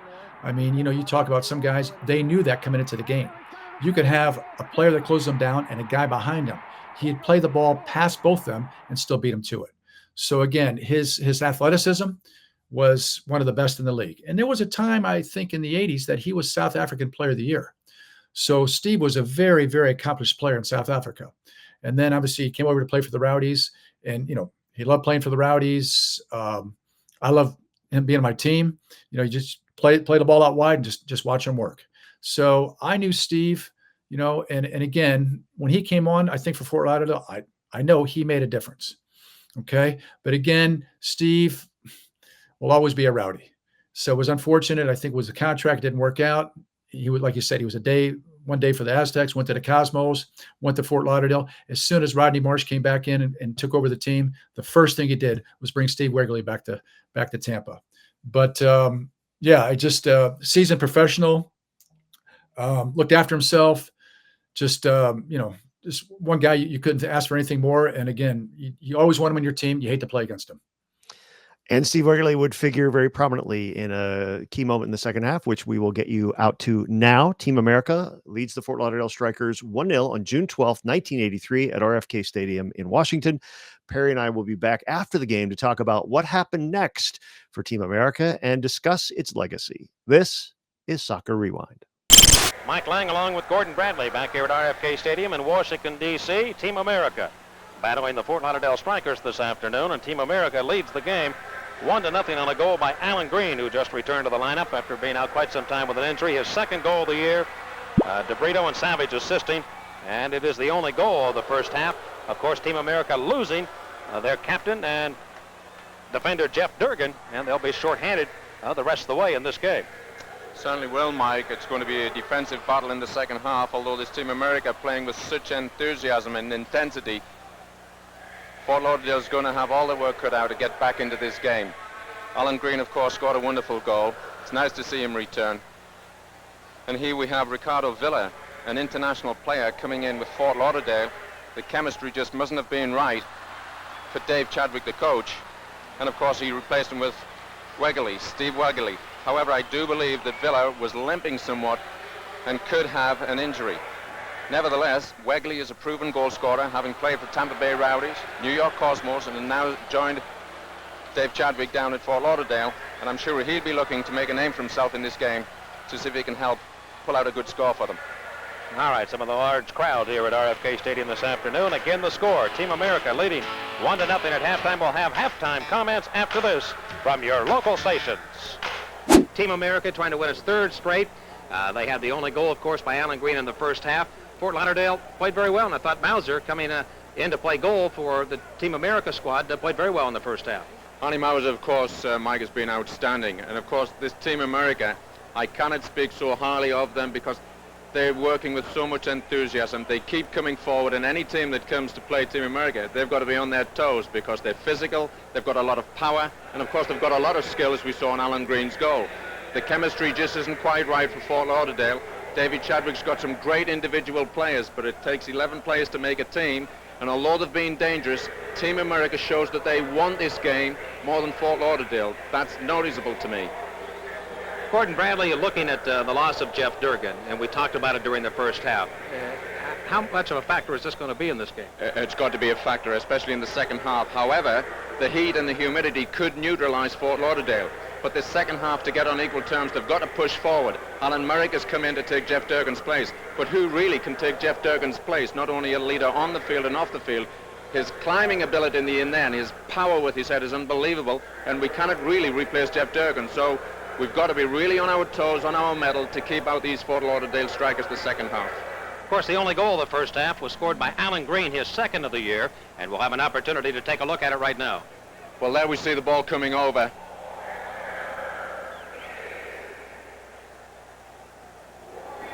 Jeff Durgan slides the ball to Bruce Savage, who's available for that pass, and he diagonals that ball all the way over. Pedro DeBrito does a great thing, opens his legs, and lets it go to Alan Green.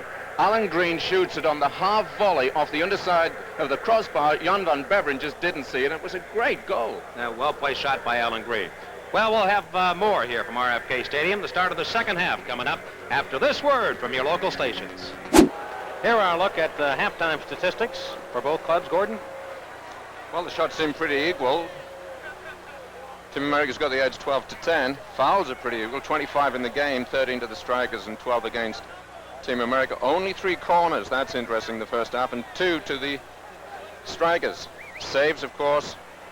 6 by Arnie Mauser. Outstanding game by Arnie Mauser. 3 to Jan van Beveren. And, you know, just looking out here this afternoon, Mike, great day.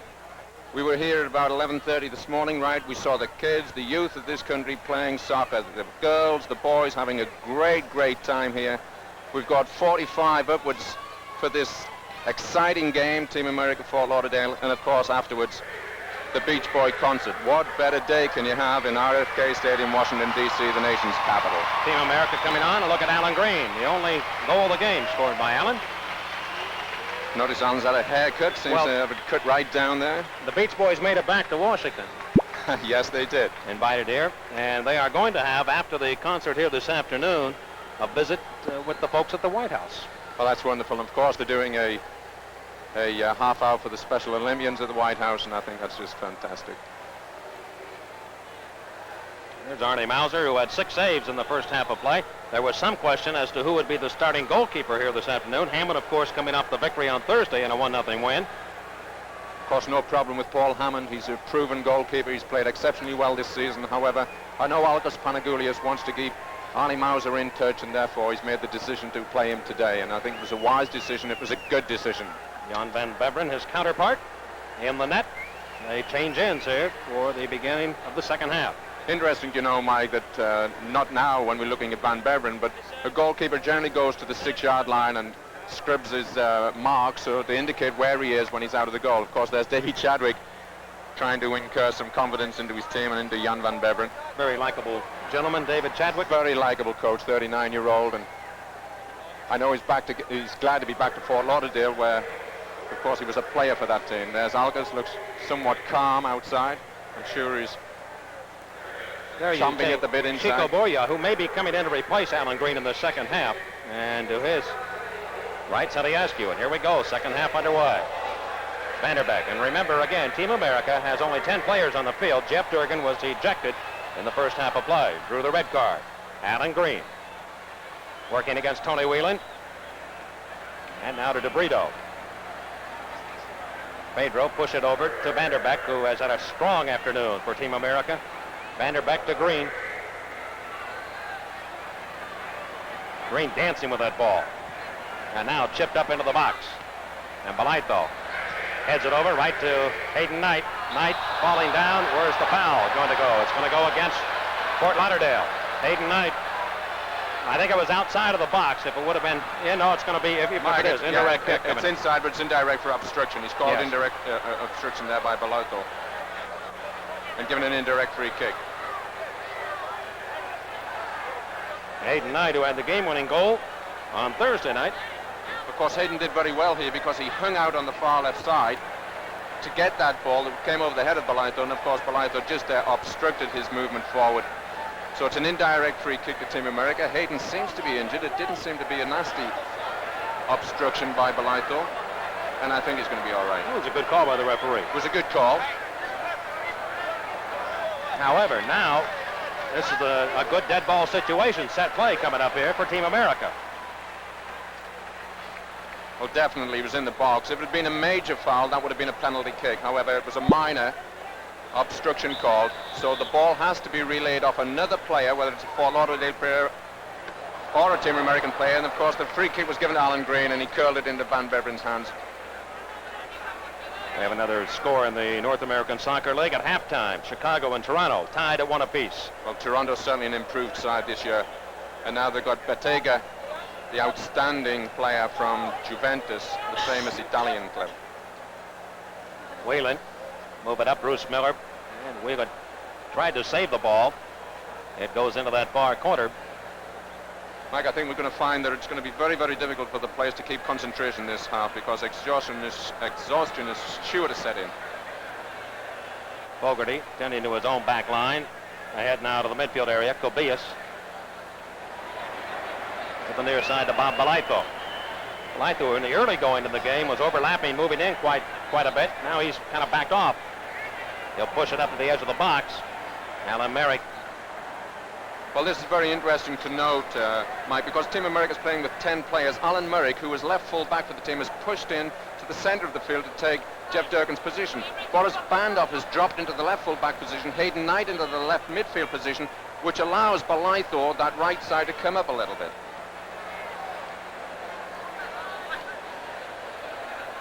And Bandoff trying to protect a 1-0 lead. Look for Alan Green. That went right by. And Whelan, 30 years old. Up ahead now, Bruce Miller tried to storm his way by Alan Merrick.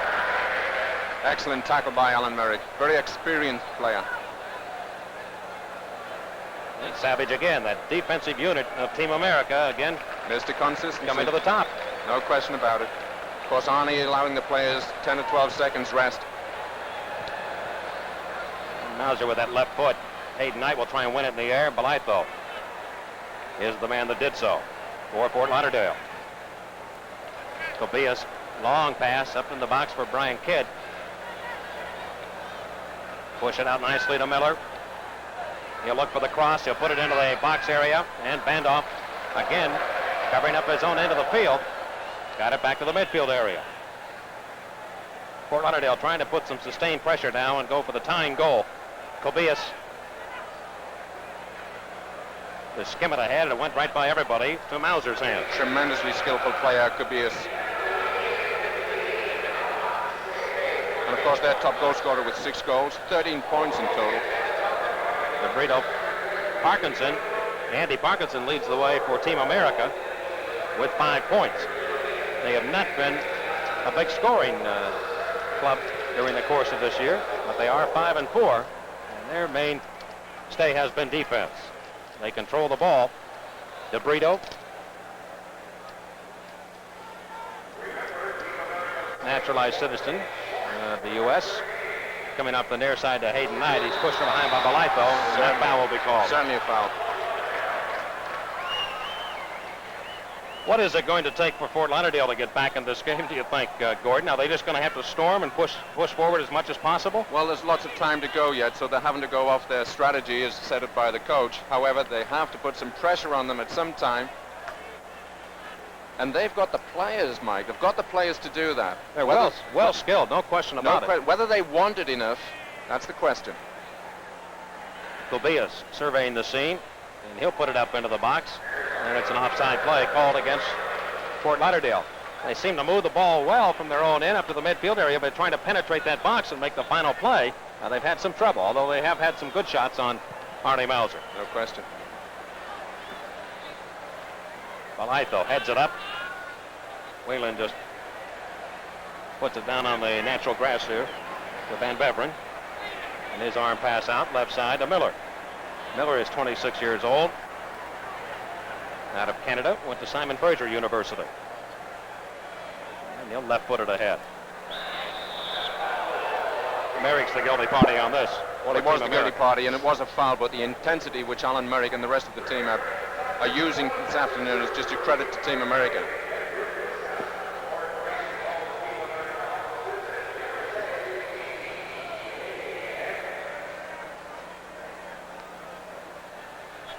Thomas Rungan leaving the ball at the midfield for Steve Wagerly. Wagerly replacing Ricardo Villa in that first half of action. And Miller's unable to trap it. And again, it goes to Team America. Well, Paul Hammond of Team America, not playing in goal today, has 3 shutouts on the year.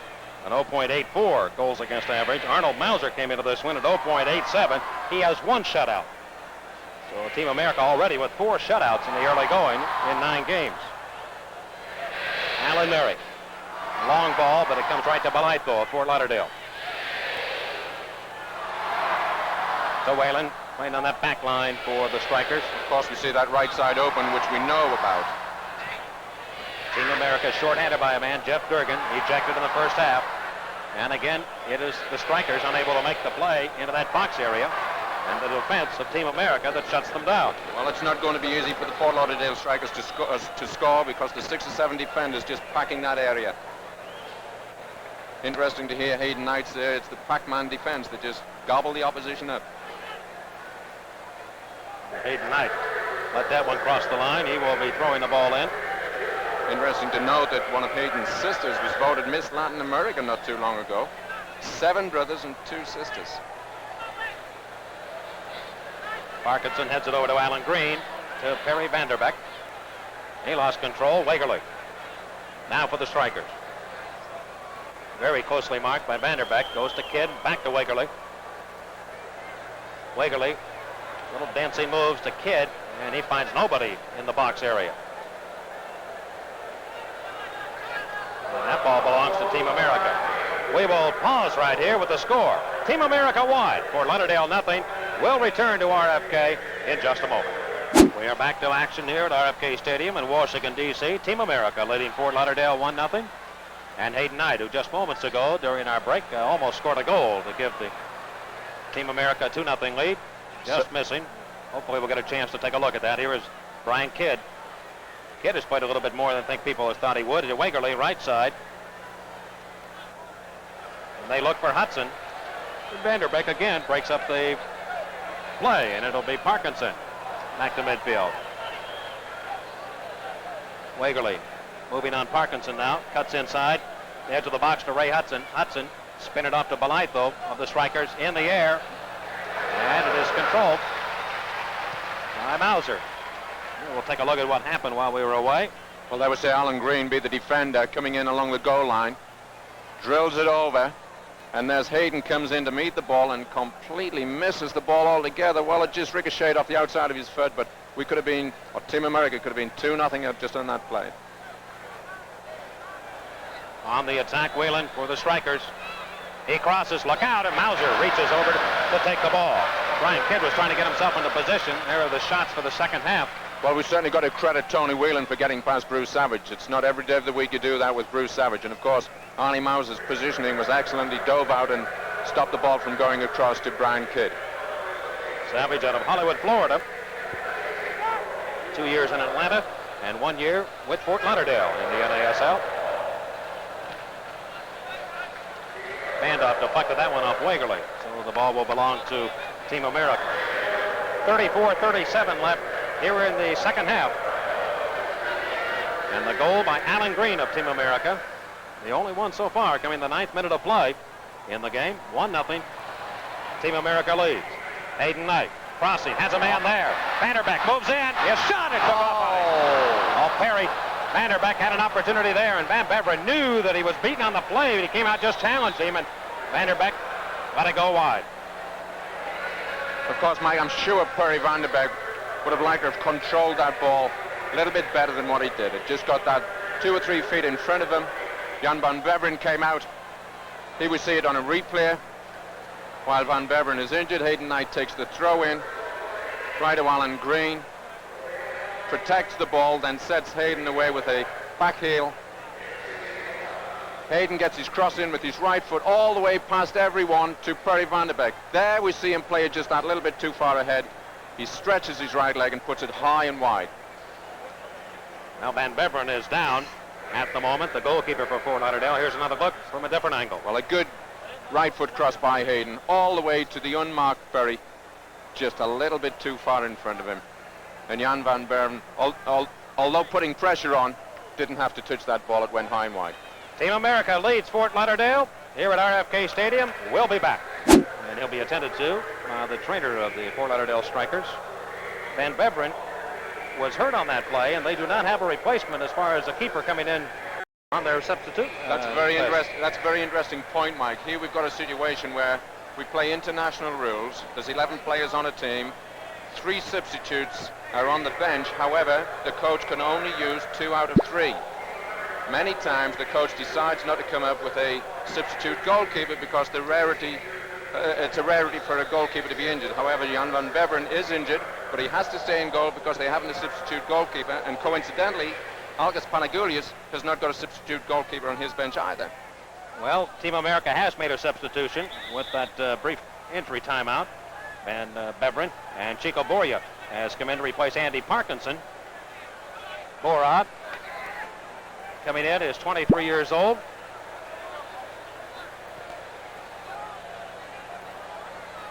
And still, Team America short-handed by a man as Jeff Durgan went out of the game in the first half of play. Van Der Beck giving chase, and it crosses that far side. And credit to Andy Parkinson, played an excellent game, teamed up very, very well with Alan Green. Let's see if Chico Borja can keep up the good work. Green coming off the injury with the hamstring. Still in there. We had expected him maybe to go out of the lineup. Borja to replace him, but that was not the case. We are now down to 33 minutes and 10 seconds left in the second half of play.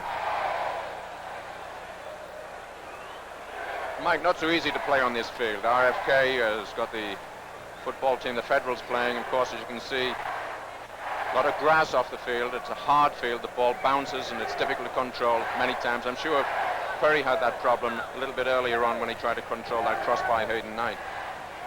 Cantor with that goal kick up ahead to the midfield area. Bruce Miller to Bronco Segota. Segota can't find anybody. And Bandoff looking up for Bora, and it's not completed. Fort Lauderdale again with that extra man, and this will be Merrick guilty of a foul, knocking down Kidd. Oh, and Kidd's now fouled Merrick. A favor. Totally unnecessary. Totally unnecessary. Brian Kidd, he got the foul and then went and tripped up Alan Merrick. I should think it has to be a card. Not a red, but certainly a yellow.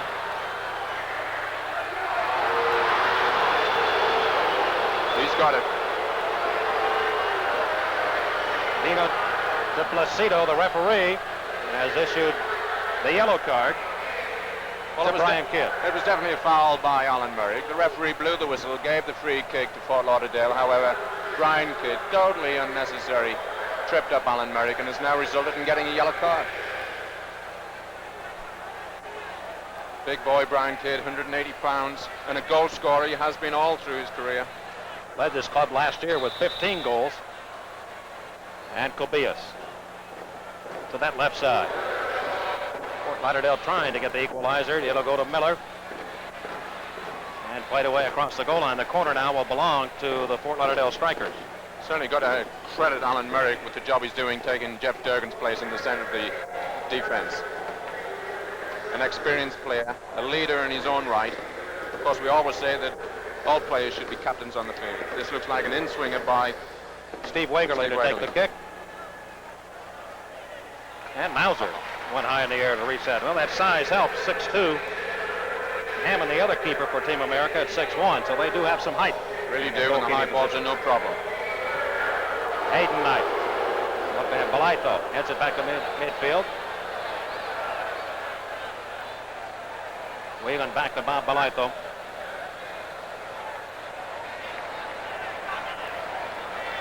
And now Fogarty.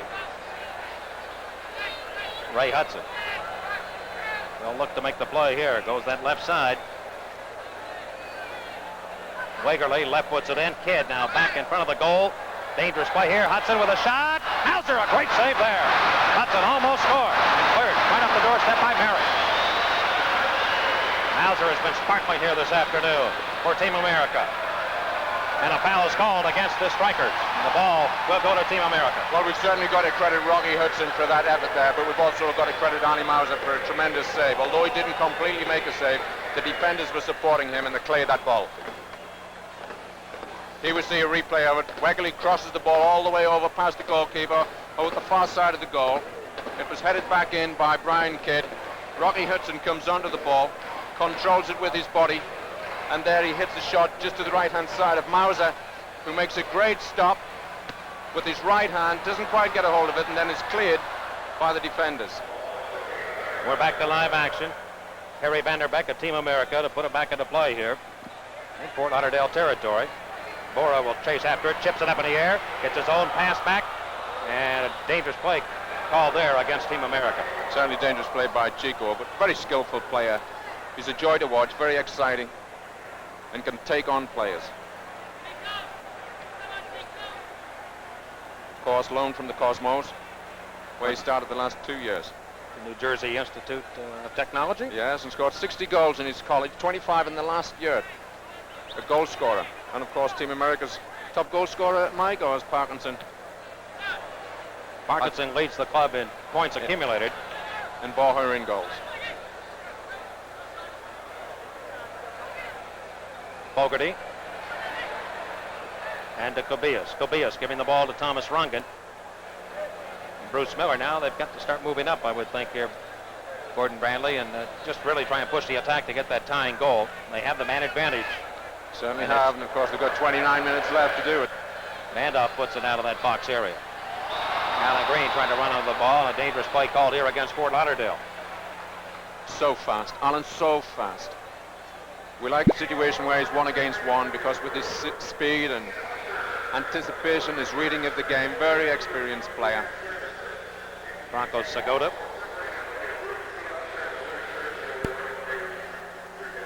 Dan Canada going to take the kick.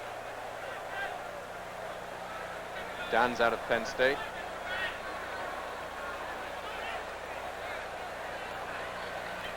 And controlled by DeBrito. DeBrito running that right side. He tried to cross it over, and that one just sailed off his foot. Coincidentally, Mike, Dan Canada, runner-up as Rookie of the Year, but he was runner-up to Pedro DeBrito. DeBrito is 23 years old, 6'1", 170-pounder. Team America has some size on this club. Yes, they have. Van Beveren lifting the ball to the midfield area. But it'll be Team America settling it and controlling, and Van Der Beck. Left side for Green, couldn't get it through to it. Bora makes a nice play. Green will try and shield the ball now. Offside. Offside play called here. I don't think Green heard the whistle. No, he didn't. We certainly didn't, because he was continuing the play. Now 2 strikers trying to converge on Savage. He lost possession. Wegerle along the line. Push it over very nicely. Zagota. Back to Wegerle. Crossing the kid. Scored! Pretty goal by the strikers, and they have tied the game at 1-1. Mike, it's a goal. It's a good goal. They played calculated soccer there. The cross came in, and Brian Kidd took his opportunity, headed it past Arnie Mauser. It was a good goal. Well, Wegerle really moving that ball around, and he made the play. Certainly did, and there he is. Got the ball before Savage. Puts the ball in to Zagota, who brings it past, beats his man, gives it back to Wegerle, and then who crosses it with his left foot. Kidd comes in, dive heads it past Arnie Mauser. Of course, there we see a close-up of it. Outside of the right foot pass to Zagota, brings it inside, and where he does it, turns it back and gives it to the unmarked Wegerle. Wegerle's cross follows, left foot, and there Brian Kidd finishes it off. Very good goal. Alan Green moving into that box area, and it's right away to Van Beveren. I want to say something on that last play. For the first time in a while, we saw 2 Fort Lauderdale players really go after the ball in that corner. They had the man advantage, and it appeared they wanted that ball. Yes, they did, Mike, and it was a good goal. We cannot take anything away from Fort Lauderdale.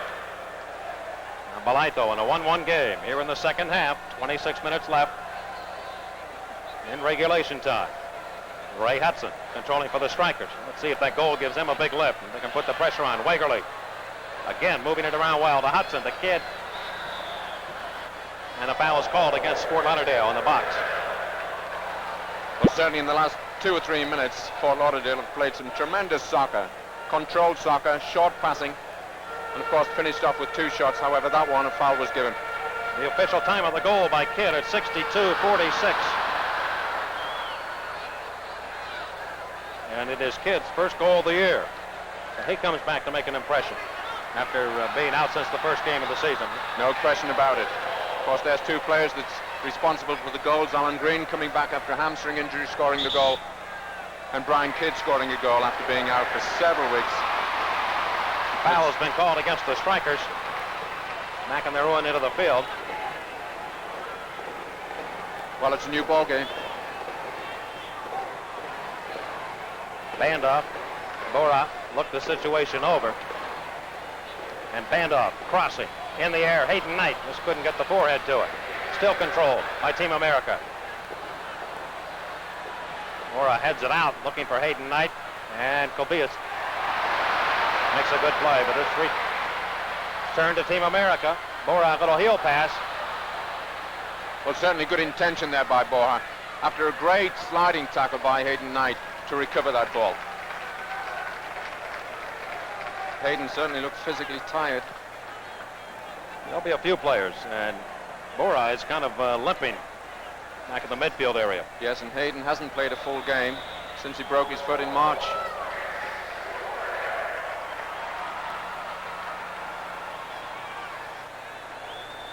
Team America will gain possession here. The foul against the strikers. And Merrick chips it up ahead on the right wing. Savage went after it, but it'll be taken away by the strikers. Kobias. There's a man open right wing, and he's got Balaito in stride. Bob Balaito motioning for somebody to come across. He'll move it to the far post area. And Arnold Mauser, but we have an offside play called here against the strikers. He's trying to get somebody to cut in from that left wing.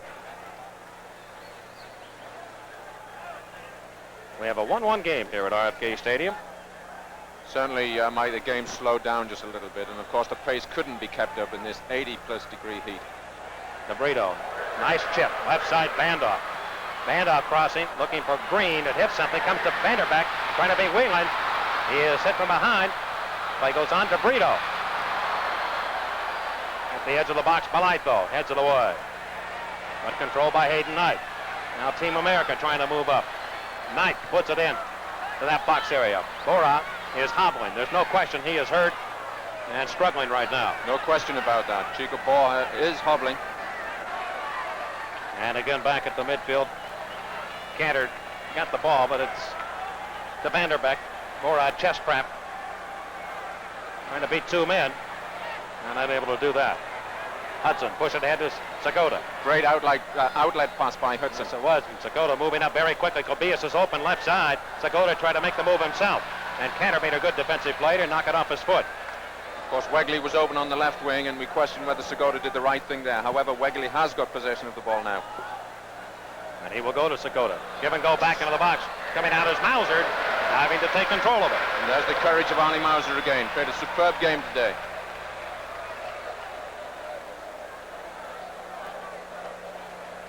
The heat's taking its toll. Yeah, we've talked most of the contest with Durgan out. The effect of being short-handed. And Fort Lauderdale coming on here in the second half of play to tie the game. Perry Van Der Beck. And generally, Mike, the momentum switches to the team that just scores the goal. And, of course, they've tied the game at a great time. 21 minutes left. Time for many more goals by either side. Handoff moving to the left wing, unmolested. He'll cross it over, and Rongan will kick it out of the box. Kobias moves his way around traffic. Kobias right up the middle of the field. And open left wing. It's Kidd. And Kidd's left foot kick. That went wide left. We will pause right now with the score. Team America 1, Fort Lauderdale 1. We'll be back in just a moment. We are back to live action here at RFK Stadium, Washington, D.C. A look at the score. And the corner kick will belong to Team America right now. The near side corner, and it will be Pedro De Brito to handle it. Of course, Mike, he was the substitute being made. And Chico Borja, who has been noticeably limping, is being replaced by number 13, Tony Crescitelli, Tony C. Out of North Adams State. Has not been able to get a goal this year. He certainly had a lot of opportunities, leads the club in shots. And we're back to play. Short little pass into Van Der Beck. Van Der Beck with room. And his kick went wide of the net. It almost looked like the play was stopped. It was. It was stopped. Yeah. Yes, it was stopped. The referee is back here converging and having a discussion with his linesman while the play was going on. The corner kick will have to be retaken. The referee didn't indicate the play should start. Mike, interesting. Tony Crescitelli out of North Adams State, Division III college. He was top goal scorer in the nation 2 consecutive seasons. De Brito, good look at him.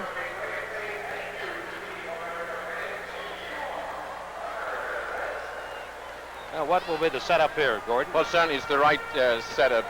Tommy Rongan on the post, 2 full backs on the post, and the goalkeeper 2/3 the way across his goal. So defensively well protected. At the canter of the far post went by M. Green, though. Able to retrieve it in the right wing corner. Look for Savage, and it's picked off. And counter-attacking. The strikers 3-on-2. 3-on-2. Hudson moving up. Savage trying to get back in the play. Good defensive play by Merrick to break up the attempted crossing pass. Merrick again, clearing the ball to the near side. And he bought Team America some extra time on that maneuver. Alan Merrick has been outstanding today defensively. Game is tied at 1. We're in the second half with 19:25 to go in regulation time. Segota works the line, crossing, far post. That's by everybody. Well, it certainly looked like the ball was out and it curled back in. Referee's given a goal kick. That is going to be the call. Now time is being called again. We're going to have another replacement coming up here on the strikers' side of the field. And Fogarty will come off. Ken Fogarty will head away to that far side. Well, he might be just talking to Coach David Chadwick. He might not be the man coming off. Some reorganization taking place. Tony Whelan will sit down. Tony Whelan will be sitting down, and we'll have the replacement coming in for him. I think it's big Roger Davies. That is who it is.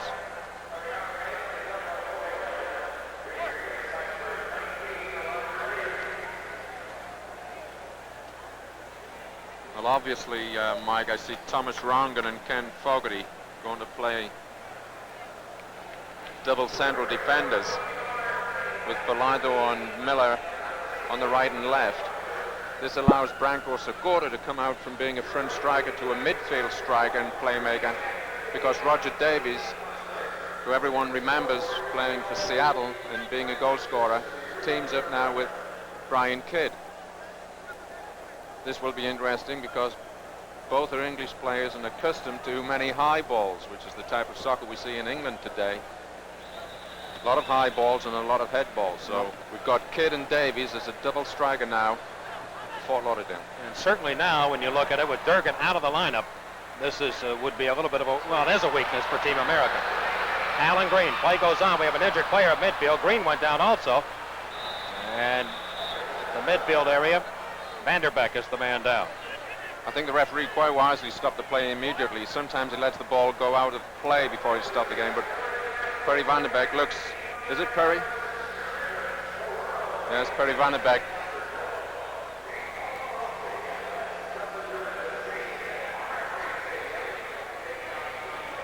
We'll take a look at it. What happened here? He ran into Rongan. It looked as if Rongan got a foot in his stomach. And Green kept the play going. They said play on, and Green went right over the top of Fogarty. Working on the right thigh of Perry Van Der Beck. Eddie Rogers, the trainer for Team America. Well, we have a chance right now to take a break. We'll do so. We're tied at 1. We'll return. Live action here at RFK Stadium in Washington, D.C. Thomas Rongan just guilty of a foul for the Strikers. And the free kick going to Team America. They have not been able to score since the 9th minute of play when Alan Green cashed in.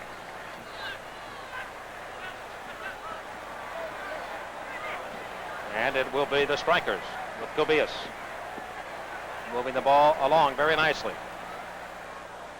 To open space left wing, Sagota's the first man there for the Strikers. Looks the situation over. We'll go to Wagerly. Wagerly outside the box. Bob Balaitho shields the ball. They move in on him, on a good tackling play there by Merrick to push it back to midfield. With the Strikers again with a handle on her. Wagerly. Edge of the box. Hayden Knight. Mike, the appearance of Wagerly on as a substitute has definitely assisted and helped Fort Lauderdale. They seem to have come more alive. Davies with that long play to the far post, and Mauser again reaching up high to capture it. Certainly going to have to bring them a little bit more into the field of play to beat Arnie Mauser on those high balls. Well, the physical condition of both these clubs now will be of an extreme importance, I think. Determining factor, I'm sure. And again, Team America playing with only 10 men on the field. Sagota, the left side to Wagerly. And he will right-foot it off that goal line. Certainly one of Steve Wagerly's favorite plays, coming on the inside of the fullback and drilling balls with his right foot into the goal. Scored many goals like that.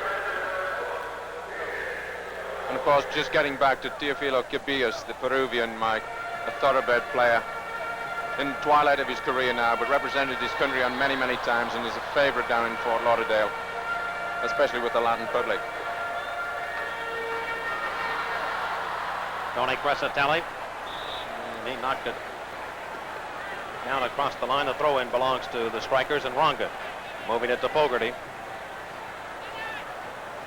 Green putting pressure on Cubillas. It comes to Rongan.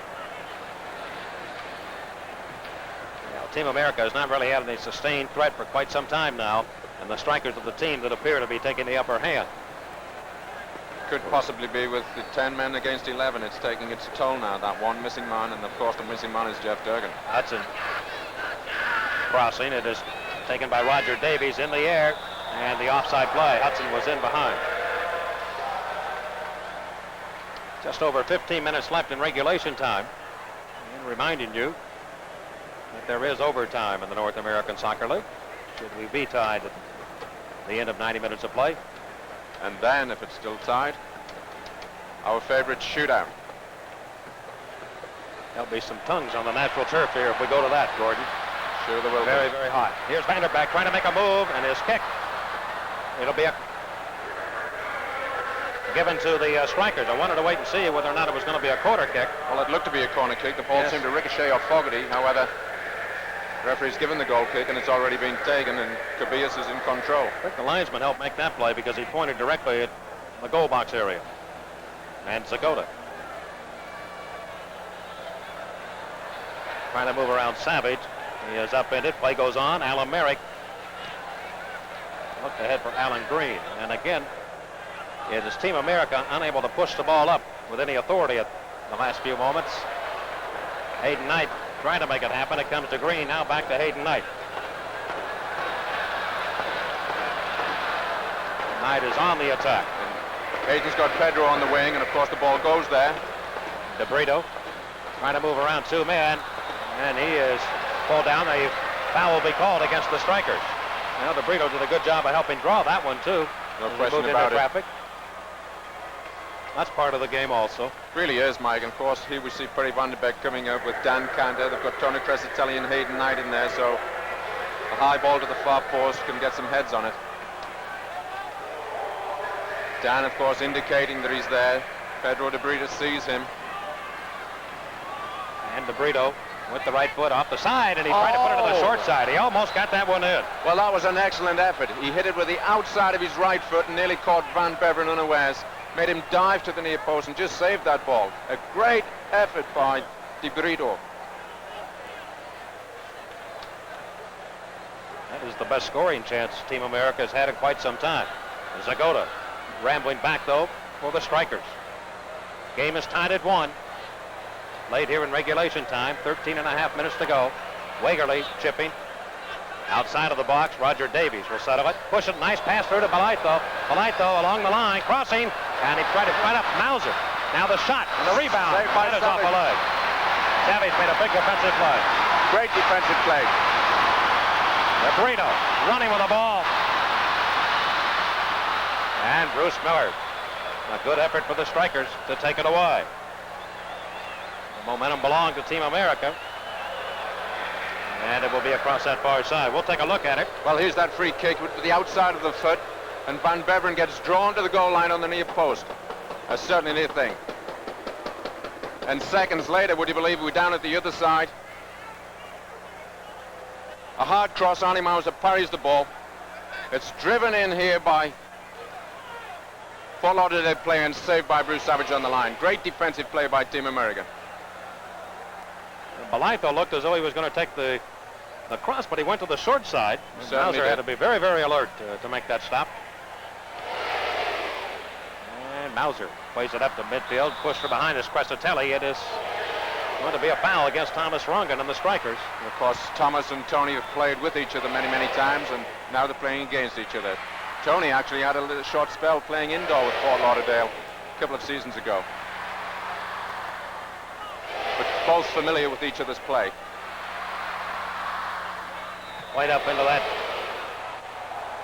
box area, and that foul goes against Crescitelli, Tony Crescitelli, push it off. And Steve Wagerly leading the attack for Fort Lauderdale. They have tied the game here in the second half. Kubias. Balaito over on the far side. He is wide open. Comes to the box. Band off the beat. Makes a nice little move on him. Goes to that line. Cross it over. And it's going to be a corner kick for the strikers. Well, Balaito's coming on with some pressure here. He has space to work with. Exactly. Mike, we talked about Jeff Durgan leaving the field and Merrick going central defense and the other player sliding down. It opens the right wing for Balaito to come up. And, of course, he's penetrated in the last couple of minutes twice. Short pass in. Wagerly. Back to Hudson. And Hudson's going to go in the middle of the box, and Mauser reaches up. As I'm reading wrong, it appears that the strikers appear to be the stronger team right now, Gordon. At this moment, anyway. I think there's some fatigue showing by Team America, and the 10 men has certainly taken its toll. But they put up a magnificent defensive show in the last 5 or 10 minutes. Crescitelli into the box now. He's got Van Der Beck. He's got room.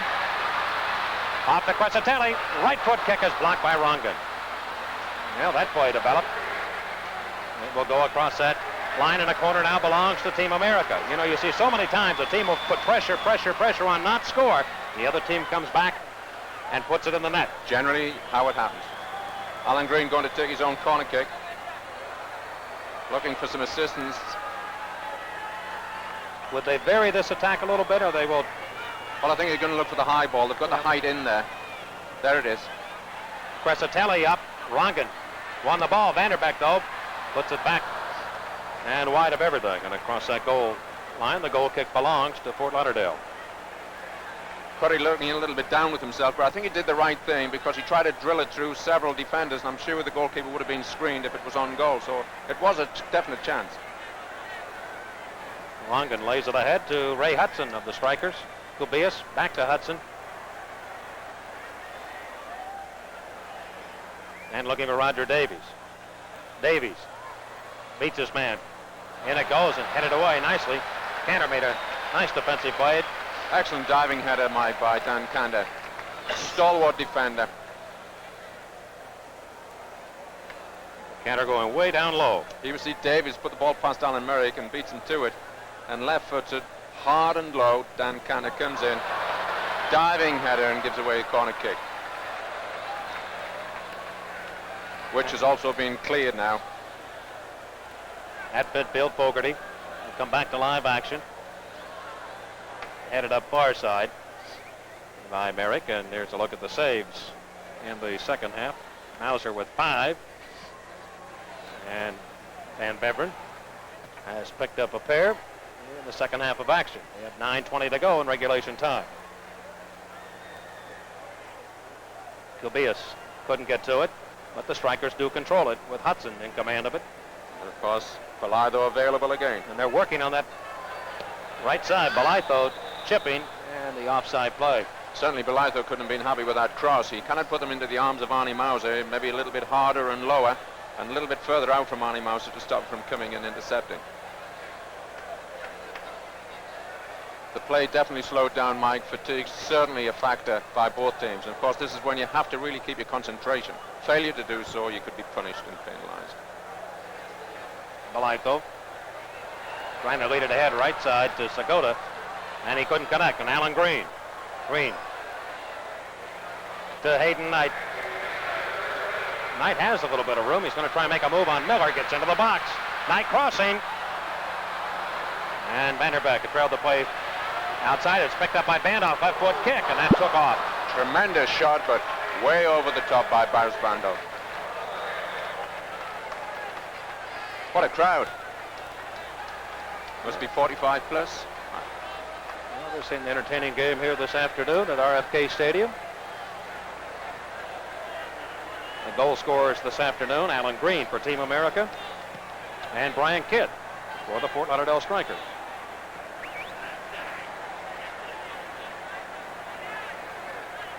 Litho available again. And There they'll he is. dish it off to it. Why not? They've got a good thing going. They'll just keep attacking from that side. Fogarty taking the pass. Lifted up the edge of the box. Headed over. Hayden Knight getting to it and made the play to clear it. Good tackle by Hayden Knight. Must be tired, Hayden. Hasn't played a full game all season. Segota again making those moves into the box area, trying to keep control of it, and the foul goes against the Strikers. And of course, Mike, Hayden's got to stay with it because the two substitutes have been used. Hands on his hips is a sign of fatigue and tiredness, and of course that's what Hayden's doing at this time, but played a tremendous game, up and back on the field. Segota of the Strikers hobbling just a little bit as he comes out of that box area. And the free kick way upfield. Miller heads it down to Kubias. Boy, it almost seems every time you look up, Kubias is there. Playmaker, true playmaker. Almost anywhere in the field. Thoroughbred. Belardo relaying it to Roger Davies. Davies going to the goal line. Just too far for Roger. Yep. Goal kick. The fouls now, Fort Lauderdale total with 23 and Team America with 16. So maybe just the opposite of what we had thought Exactly. at the outset of the game. However, 39 fouls is enough to have in one game. 6 minutes and 40 seconds left in regulation time. Game is tied at 1. Kubias again moving with the ball. To Segota, back to Kubias. He tries to tee it up, can't do it. Savage clears it out of that box area. To Van Der Beck. Trying to trap it with the forehead. It comes to the midfield area. Rongan going to Ken Fogarty. Well, Fort Lauderdale certainly putting some pressure on now. Long ball and headed by Merrick of Team America. Back again to the midfield area. It almost appears now that Team America was just going to try and ward off the attack here and hope for a break coming back the other way, because they are in a defensive type of shell. And give the strikers some credit. They're really pushing up. Here's Hudson moving to the box. Hudson, the kid, turns, left foot kick. Mauser right there. They'll catch it in the bread basket and hold on to it. Excellent save there by Annie Mauser, and an excellent shot by Brian Kidd. Certainly for Well, Kidd with that big, strong left foot, Gordon. Certainly, and of course there's Hudson. Puts it up to the side to Kidd. And hits it on the turn. Left-footed volley. Draws Arnie down to it. Back come the strikers again. Hudson to Segota. They're looking to open things up. Wagerly for the strikers. Good to see Tony Crescitelli coming back and marking Balaito. However, Balaito's gone on the inside now with the ball. And now it'll go on the right. No, it won't. Tobias, Steve Wick. Shot go, and we will now pause here from RFK Stadium in Washington. We're tied at 1. We'll be back. Game is tied at 1 with only 3 minutes and 48 seconds to go in regulation time. Foul called against the strikers. Mike, I think every player on the field has got to be commended on playing so fast and such a good and exciting game. They must have all lost 10 pounds each in this heat. DeBrito running with it, trying to beat Miller, cuts inside. DeBrito, left foot kick wrong, and now Crescitelli with a right foot blast, and that is blocked. Excellent effort by Pedro DeBrito there, who is at the moment still down on the ground injured. Well, Team America with an opportunity, unable to connect. And we can't afford to lose Pedro or any player at this particular time. Wagerly moving right back into Team America territory. And he is definitely controlling the ball here in the second half. Wagerly makes another move. Crossing pass. Look out, Kidd. And Mauser reaches up to beat him to it. And DeBrito still down in the area for Fort Lauderdale. Crescitelli of Team America to Van Der Beck. Gave it away. DeBrito's gotten himself off the field and is now getting treatment by Eddie Rogers, so the game goes on. Well, DeBrito with now Team America shorthanded by 2 men at the moment. Left side. Wagerly. Again, that cross is headed out of that goal box area. Great defensive header by Dan Kanda. Segota. And intercepted. Again by Team America. As it is cleared to midfield. Got to ask permission to come back onto the field, Mike. I think that's what he's going around to the side to do. Well, Jeff Durgan left the game in the 35th minute of play, ejected. And Pedro's back on the field.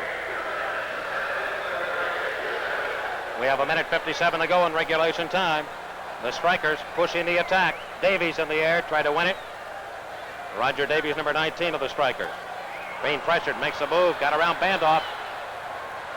Crossing to Wagerly, up in the air.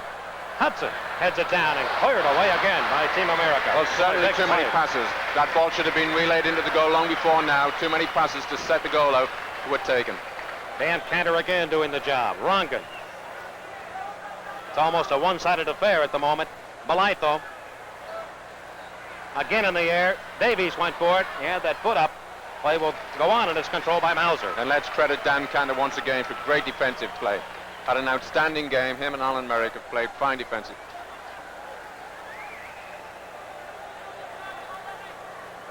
Approaching 1 minute left in regulation time. Mauser with the long kick. And Fogarty will control for the Fort Lauderdale Strikers to Thomas Ronga, midfielder. Play it left side to Segota. He dummies the play, lets it go back through to Wagerly, and why not? He's been the man that's been moving the attack up. He has penetrated. He is making a lot of moves. Left side, he tries to cross. That is off Savage. I think it will be a corner. Nope. It will not be a corner kick. It is a goal kick. Very close play there. And it goes in favor of Team America. Outstanding play by Wagerly. Certainly put an injection into this team, especially in the second half.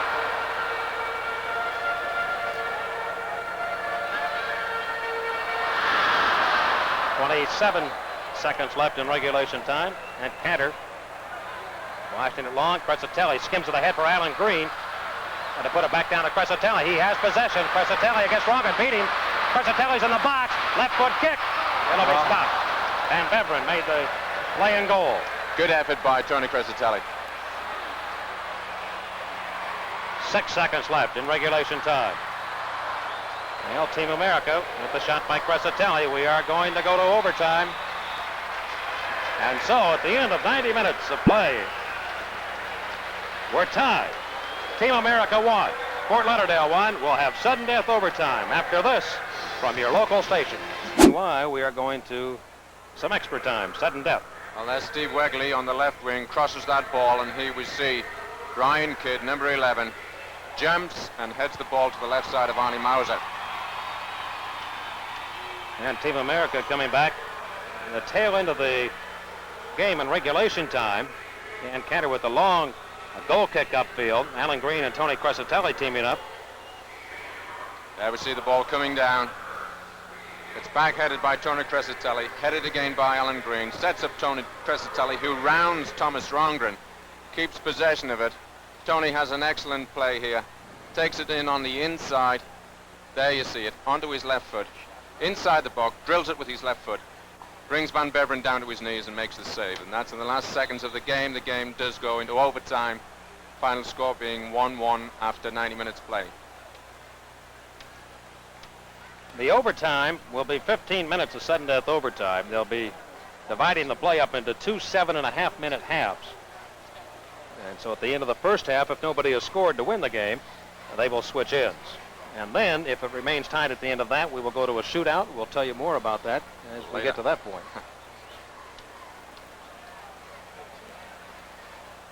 They picked the hottest day of the year. Certainly have, and it's humid in here, Mike. Wow. Coke and pretzels and nice seat and getting sunburned, feet up. Fortunately for some of the fans here, the cloud cover has moved in a little bit to take some of the heat off. Or we would have had the big sale on suntan lotion and whatever you need after. There would have been some burnt people up here. Yes. Danny Cantor, the centre back, played a tremendous game. Unfortunately, the Team America lost Jeff Durgan. We're not quite sure why. Possibly Jeff used some abusive language to the referee, although he did push the Fort Lauderdale player. So they played with 10 men for 75 minutes, or 75% of the game. Alan Murray came into the center of defensive position along with Dan Cantor, and both played great, outstanding games. Of course, Arnie Mauser and Jan van Beveren have also had great performances this afternoon. Jan van Beveren, a national team player from Holland. Of course, Arnie Mauser, the most capped player, cap meaning that you played for your national team, the most capped player for the United States. The fouls through regulation time. Fort Lauderdale with 24. Team America with 16. 11-4 in the second half. The Strikers led the way. And here we go in the first overtime period. Again, reminding you, the first team to score in this overtime wins the game. No changes could be made because both teams have used both substitutes. No more are allowed. Ray Hudson. And again, Mauser down to our left now, defending the goal. Cantor plays it away, and it will be a throw-in for the Strikers. Well, they had things pretty much their own way in the second half, and they got the tying goal. They had the upper hand in the second 45 minutes. Wagerly to Miller. Wagerly again will find Zagota open now. And Bronco's right foot kick sails way up over the crossbar. Like, just for information, that Branko Zagota spent most of his life in Toronto, Canada. Played for Rochester before coming to Fort Lauderdale. Got a tremendous shot in left and right foot. Canadian national team player. Gordon, the plan of attack for Team America right now, would it be as it might have been in that second half, just try and hold the defensive off and try and... I think so, on counter-attack with Tony Crescitelli or Alan Green, which nearly worked on a couple of occasions. Maybe even hope now, if you were to get, for Team America anyway, to a second half of this overtime, then try and force a shootout. Maybe you figure your chances would be better in that. Well, I really don't know at this time, Mike. However, they are tired. Both teams are tired, but Team America's only got 10 men. Now Fort Lauderdale will press the attack, and rightfully so. They have the weapons to do it with. And that is to the far side with nobody around. It will cross that line, and the goal kick belongs to Team America. 6:10 to go in that first half of overtime. Team America tied with Tampa Bay for the top spot in the Southern Division. Team America entering this game with a record of 5-4. And of course, with the point that they've already got, meaning a bonus point that they get for the first goal and the only goal scored, that puts them on top actually with 36 points. However, if Fort Lauderdale win, they come all the way up from the bottom to the top. Ray Hudson, and he was tripped by Alan Merrick.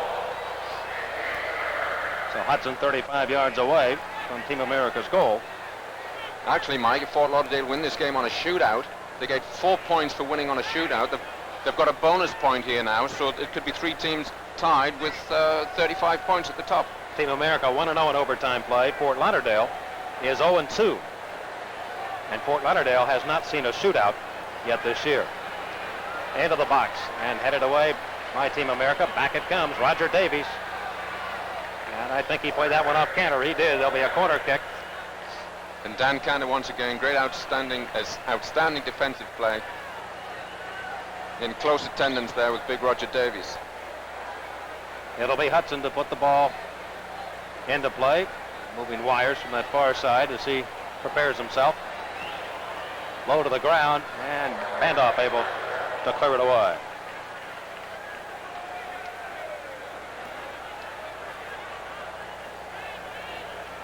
A lot of pushing going on there between Davies and Cantor. Hayden Knight trapping the ball at the chest and moves it back to the midfield. Green unable to come up with it, and Bruce Miller now to the right side. Malatho moving in deep. They've given him room there most of the second half. Now into overtime to Ray Hudson. Van Der Beck trying to shut him down. Hudson with a cross. Look out. Davies in the air, and Maurer. Arnie made a great save there. Great save. Mauser really came up tough. Anticipation. Well done, Arnie Mauser. And a good header by Roger Davies. No, Davies is so strong in the air. Now to Brito, rambling back. De Brito, 2 men to beat. And he is pulled down. Well, the referee's giving a goal kick, and Pedro De Brito's looking for a penalty kick. Here we see a replay of Rocky Hudson taking it down to the goal line, crossing it all the way over to the far post.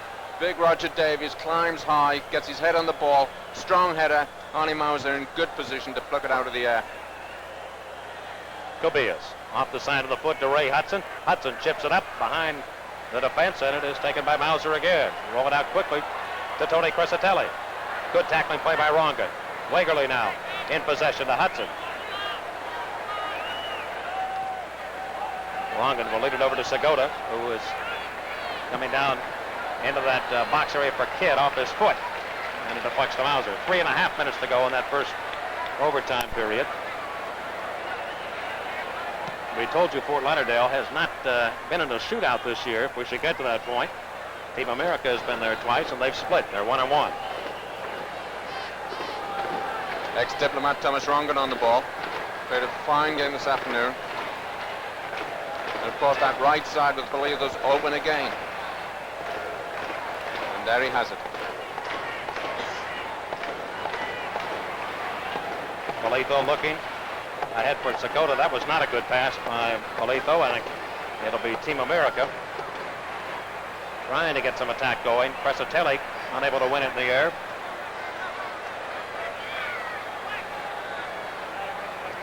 And Kidd was pushed from behind. Play goes on. Merrick got a piece of him. Cobillas, the edge of the box for Hudson. Hudson headed up, and a scissor kick attempt by Kidd. Excellent effort. Excellent effort by Bruce Kidd.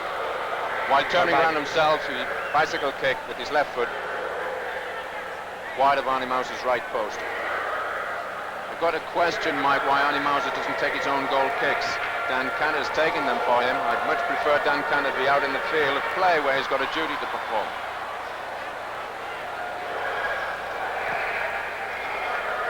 Cantor puts that one way upfield. Crisatelli skips it ahead, and it's going to be an offside play against Green. Oh, that one so close. Very close. Team America almost making the big play to break Alan Green alone. But he was called on the offside infraction. No complaints from Alan, and accepted the decision. Hudson to Cobillas. This is where the Strikers have dominated from the second half on from their midfield. They have really moved the ball well. Bruce Miller to Wegerle. And that was not a good pass by Wegerle. Savage will send it back to Arnie Mauser.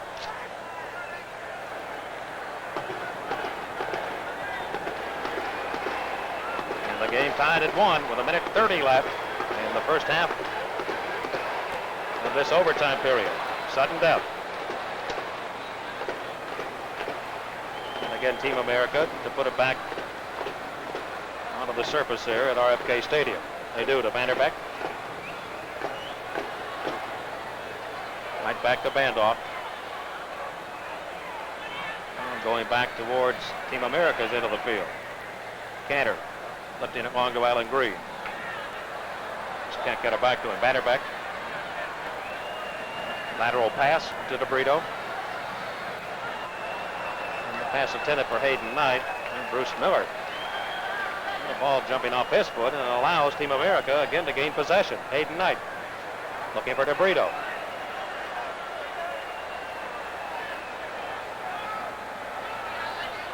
The plan of attack right now, Gordon, for Team America, as you read it, is what?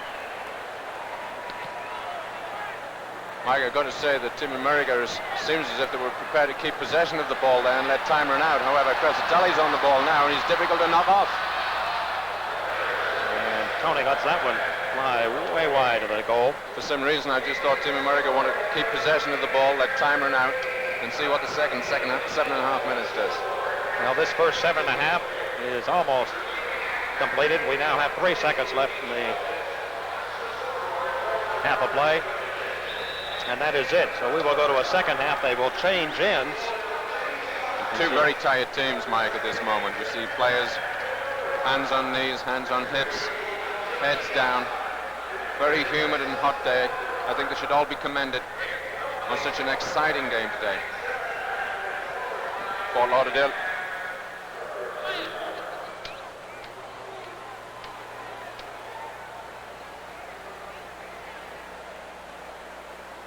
One of the Beach Boys who will be performing here as soon as we finish up. Mr. Wilson. Hayden Knight. Well, the liquid certainly. Well, they should take as much as they can get. Craving for it because you know, you're just drained completely. No question about it. They need that liquid back to put in their bodies. Algis Panagoulias talking to Tony Crescitelli. Seems as if they've reached an agreement on what to do. I think what he might be saying to him is on that last play that he had is take your time a little bit, move in a little closer here before you start firing. Maybe he thought the time was running out, and that's a possibility. Certainly is. Of course, we can see all the mistakes and we know all the right things from up here, Mike, but on this hot, humid day, all the players, as I said before, should be commended for a fine performance. Of course, Hayden Knight has played his first 90 minutes, in fact 97.5 minutes all season. And credit to Brian Kidd for doing the same. I'd like to congratulate the crew and the folks that have worked with us here in this telecast, because they've gone through a lot of the bad hot weather too. Put on a little bit weight since I last played against him. And here we go. Alan Merritt. Near side of the field again. For those of you that may have joined us late, Team America is playing with only 10 men on the field against the 11 that the Strikers have.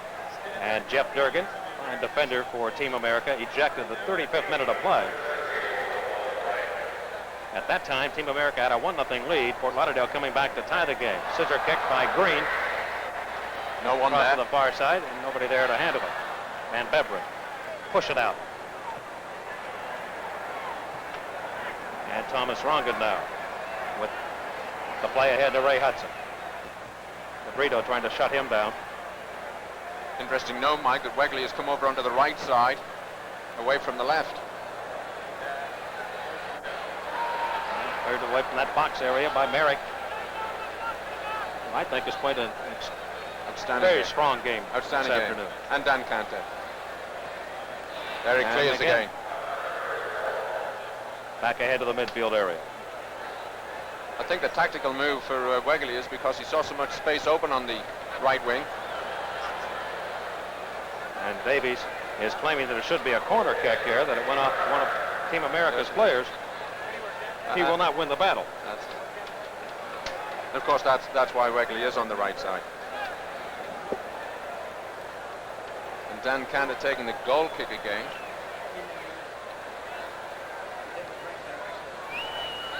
Long low, and it will be DeBrito. And Ray Hudson, DeBrito winning the ball. Trying to get his own pass, and he does. Good play, DeBrito, but it sailed across the line here on the near side. Although he ran it out of play, he's a very strong runner on the ball.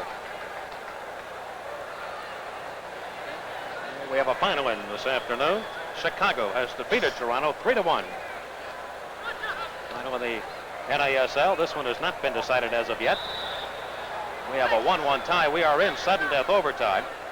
Now called against Team America. 5.5 minutes to go in overtime.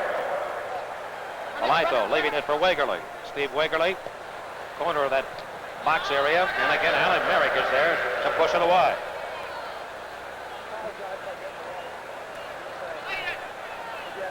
And the strikers trying to strike for the game winner. Unable to make the play connect that time. And Van Der Beck moves it upfield, far side, thrown in by the strikers. Perry tried to release Alan Green one-on-one with Thomas Rongan. However, the ball did go out of play. This right side's open again. Wegerle, again, the man that has been asked to quarterback this attack. And he'll cross it. That went too far for any striker to get the head on it in the box area. And it belongs again to Team America. There's a look at Steve Wegerle. Since he has come on, has really helped spark this club. But, you know, to Team America's credit, they have warded off the very fierce attack that the strikers have thrown at them. No question about that, Mike. And while you were talking, I'm listening to Alan Merrick to tell Pedro DeBrito to see if he can close down on that right side a little bit more, stop them penetrating down that right side, because it is an outlet for them, and pressures come from that side. Crescitelli again in the air, but Rongan this time beat him. And it is Wegerle. Vandoff cut him off and gets it back to Arnie Mauser. Certainly for Team America, goalkeeping will be one of their strong points during the course of the year. Paul Hammond and Arnie Mauser. Two fine keepers. Malito just let it cross the line. He'll throw it in now to Ken Fogarty. 3 minutes and 58 seconds to go in the overtime. Sudden death. If neither club should score here the remainder of the way, we will go to a shootout. We'll tell you more about that when we get there. Van Der Beck. Up off the foot to Crescitelli. Rongan will try and cut the angle on him and not allow him to carry the ball. And the last man to touch it was Crescitelli. Not only did Rongan put in a good tackle, but he got the throw in. Yes, he did. Fine defensive play by Thomas Rongan. You see the time ticking off here in overtime. Davies held by Hayden Knight. That's about as obvious a foul as you will see. We couldn't call that a professional foul. That might have been 15 yards there. It will be Cabillas. To the near side, to Wegerle. And again, as Gordon Bradley mentioned to you, they are working that right side. That one's headed up over the crossbar. Brian Kidd indicating to Wegley, that's the service I need. He has the only goal for the strikers. Alan Green countering for Team America. His goal coming early in the contest.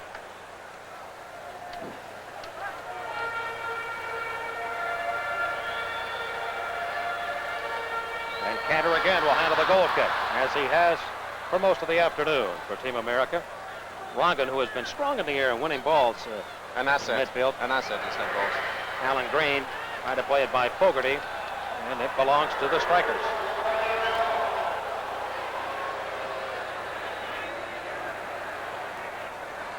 Hudson's crossfield pass finds Cabillas open. Well, Cabillas has been quiet for a little while, but now he's back in the game. Looking for Kidd. It is headed up by Cantor, and Van Der Beck clears it off the line there in the box area, far side of the field. David Chadwick, the coach of the strikers, really up on every play now, trying to get his team enthused here. Well, I think, Mike, you can see this game being won in regulation time because Fort Lauderdale have put a lot of pressure on Team America. When it's shootout, it's anybody's game. And Van Der Beck again to the big circle at midfield. Blytho with less than 2 minutes to go in the overtime period. On their side to Steve Wagerly. He's going to take it in deep in the corner, tried to cross it. Bandoff got a piece of it. And the throw in.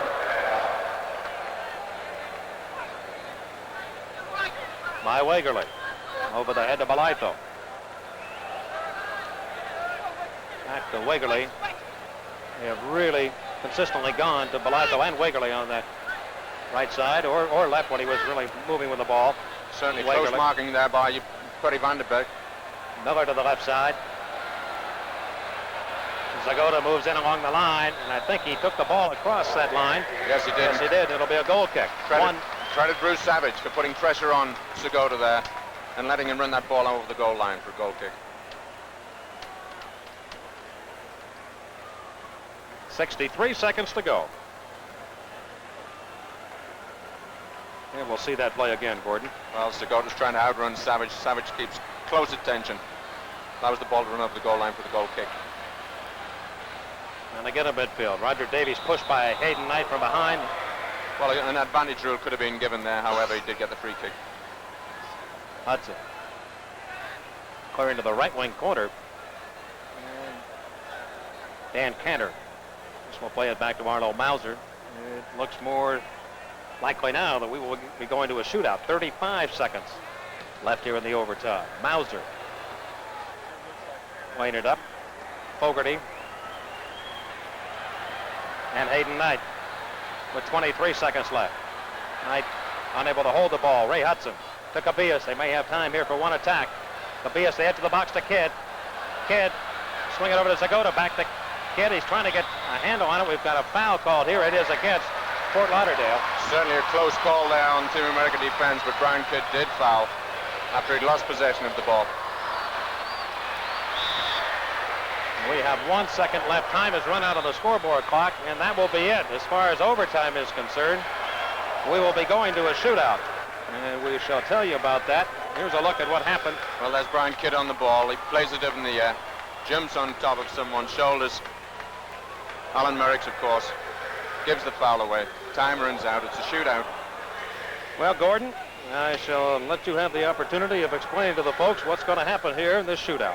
Well, first of all, Mike, I just want to say that any team that wins on a shootout gets 4 points. That's the league's rule. You can add the bonus points that they scored in regulation time to that. So we've got Team America with 1 bonus point already. We've got Fort Lauderdale with 1 bonus point. One team's going to have 5 points, 4 for the shootout win, and the 1 bonus point. The other team will have the 1 point. What happens in the shootout is that the ball is placed at the 35-yard line, as we see it over there. Goalkeepers in goal. 5 players from each team take a shootout individually, one at a time. They flip for to see who takes the first kick. Then each team alternates. If the score is still tied in shootout goals after 5, then they take a sudden death shootout, meaning, example, if Fort Lauderdale takes the first shootout, they will take the 6th, and if they score and Team America misses their 6th effort, then the game is over. Fort Lauderdale has won. So it's a shootout, and then it's a sudden death shootout after each team has scored 5 goals. The player taking the shootout has only got 5 seconds to take his shot at goal. 5 seconds to take a shot at goal. If he shoots at goal and the ball ricochets off the goalkeeper, the kicking player cannot touch that ball a second time. He's got to wait to see if the ball goes into the goal or goes wide or goes dead. That is the situation in a shootout. The goalkeeper cannot move until the whistle is sounded for the 5 seconds to begin. Well, coincidentally, Mike, in practicing the shootout many times, a lot of the players at first thought, well, 5 seconds isn't enough to get the shot off. However, it really is more than enough. They generally get the shot off between 3.5 and 4.5 seconds. Rarely have I seen the referee blow the whistle for expiration of the 5 seconds before the player's taking his kick. Gordon, in addition, they have to get a lineup of their shooters in what In what order they're going to take the go. kick, yes. And of course, Algis Panagoulias has just given the linesman his 5 shooters, and I'm sure that's what's happening with Davy Chadwick and the officials over the far side. Jan Van Beveren, who of course last year played with Fort Lauderdale. Arnie Mauser, who was with Jacksonville in 1981. They had, during the course of that year, 3 shootouts between those two teams, and Van Beveren won all 3. Well, that's interesting. But it's a different day. It's a different day. It's a different Arnie game. Mauser, who has really been sparkling at times this afternoon for Team America, has really helped keep them in the game. They lost Jeff Durgan the 35th minute of play. They really literally have played with their backs against the wall, trying to keep the attack off, and they've done that job. And I think really looking at it as you go back in that overtime period, to me anyway, Gordon, and maybe I read it wrong, they were playing, I think, for this shootout possibility. They felt they could maybe get an opportunity to win it, play good defensive soccer, and try and hold on and go for your best shot here. Well, obviously, Mike, as the second half showed, Team America were very tired, fatigue had set in. There is a look at the standings, although Team America will have at least 1 point, so they will have 36 no matter what happens. Well, that's right, and of course Fort Lauderdale could get up to 35 points on this shootout. Cabillas looks as if he's the first one to take the shootout. Arnie Mauser is taking his position in goal.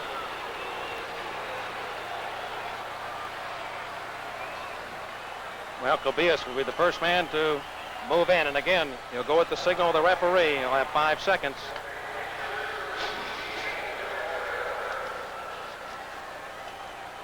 And the referee will blow the whistle, and that will indicate to Cabillas that it's time to make his move.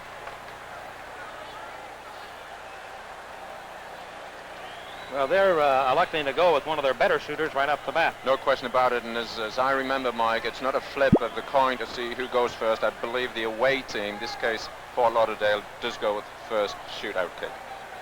Boris Bandoff will be the first shooter for Team America when we get there. But now it'll be Mauser against Cabillas. Cabillas, their leading scorer on the young campaign. He has 6 goals and was the North American Soccer League's Player of the Week this past week.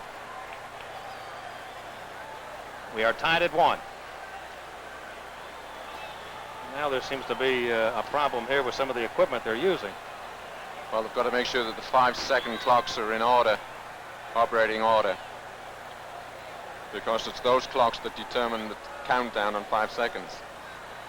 You know, Mike, there's been a lot of controversy in the North American Soccer League about this shootout. However, the crowds seem to think it's very, very exciting, and of course I get caught up in it as well. It is exciting. It means that there will be a result to every game, that no ties are allowed in this league. However, because the team didn't win in regulation time or overtime, they've only given 4 points for the win instead of regulation 6 points for the victory. All right, here we go. One of the linesmen will sound the whistle in a situation. And of course, the keeper can be called for a foul, in the opinion of the referee. Certainly can. If he's fouled, if the player's fouled, it's a penalty kick result. Yes. We're about to begin. And it'll be Cabillas. Here he comes on Mauser. He has scored. And Fort Lauderdale. Inside of the right foot to Arnie Mauser's left. Well, Cabillas gives Fort Lauderdale 1. We'll take a look at it. Approaches Arnie Mauser in full control. Gets it on his right side, Arnie's left. Inside of the right foot, just to the left leg, and outside of the left leg. Bandoff now coming on. His attempt. And it is stopped. Van Beveren coming out to tackle that ball away. So with Bandoff missing, Fort Lauderdale remains with a 1-0 lead here in the shootout. Well, here we see Boris coming in, puts it onto his left side. He's a left-footed natural. Tries to bring it inside, but Van Beveren saves with his left leg. And Steve Wagerly now will be the second shooter for the Fort Lauderdale Strikers. Wagerly moved that ball over under the 35-yard line. He'll make his move in against Mauser. Right foot kick, and Mauser stopped that. Inside of the right foot. Arnie Mauser's save. He starts from an unusual angle, Mike. Plays the ball only once, lets the ball roll, and then inside of the foot off Arnie's right leg. Dan Cantor will be the second shooter, and he is on the attack. And Ben Beveren stops him. If it goes in, will count or not? Yes, it is. It went in before the 5 seconds had elapsed. No question about it. Dan Cantor played the ball, hit Van Beveren's leg, went up in the air, bounced, and spun into the net. It's 1-1 after 2 shootouts each. The third shooter for Fort Lauderdale is Roger Davies.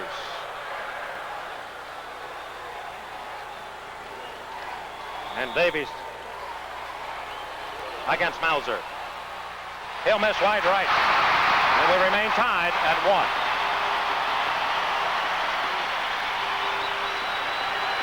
Well, Roger Davies is not very happy with RFK because he feels that the ball bobbled just as he was out to play it past Arnie Mauser. Came up the side of his foot and went way, way wide. Well, he did not have a very good shot on that play. Now, Team America has a chance to take the lead in the shootout. Yes, they Van Der have. Beck will try and get the second goal for Team America. Perry Van Der Beck. And he has scored.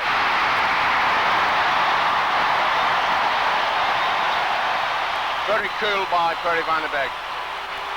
Lots of control. There's Perry, plays the ball forward. Very cool, composed, taps it a little bit further forward. All right through the legs of Jan Van Beveren. Team America 3. Excuse me, Team America 2. Fort Lauderdale 1. All right, Bob Balaitho will be trying to tie it here in the shootout. Balaitho, his kick. Mauser stopped it and kicked it off the line before it went in. So it still remains 2-1, and now Team America can win the game outright here. No question about it. If Tony Crescitelli can put it in, it will be an insurmountable lead. It would be the third goal in the shootout. Here we see Balaitho again, plays the ball inside the D, shoots, ricochets of Arnie Mauser. Crescitelli And there's has another given Team goal. America the win. Tony Crescitelli, number 13's won the game.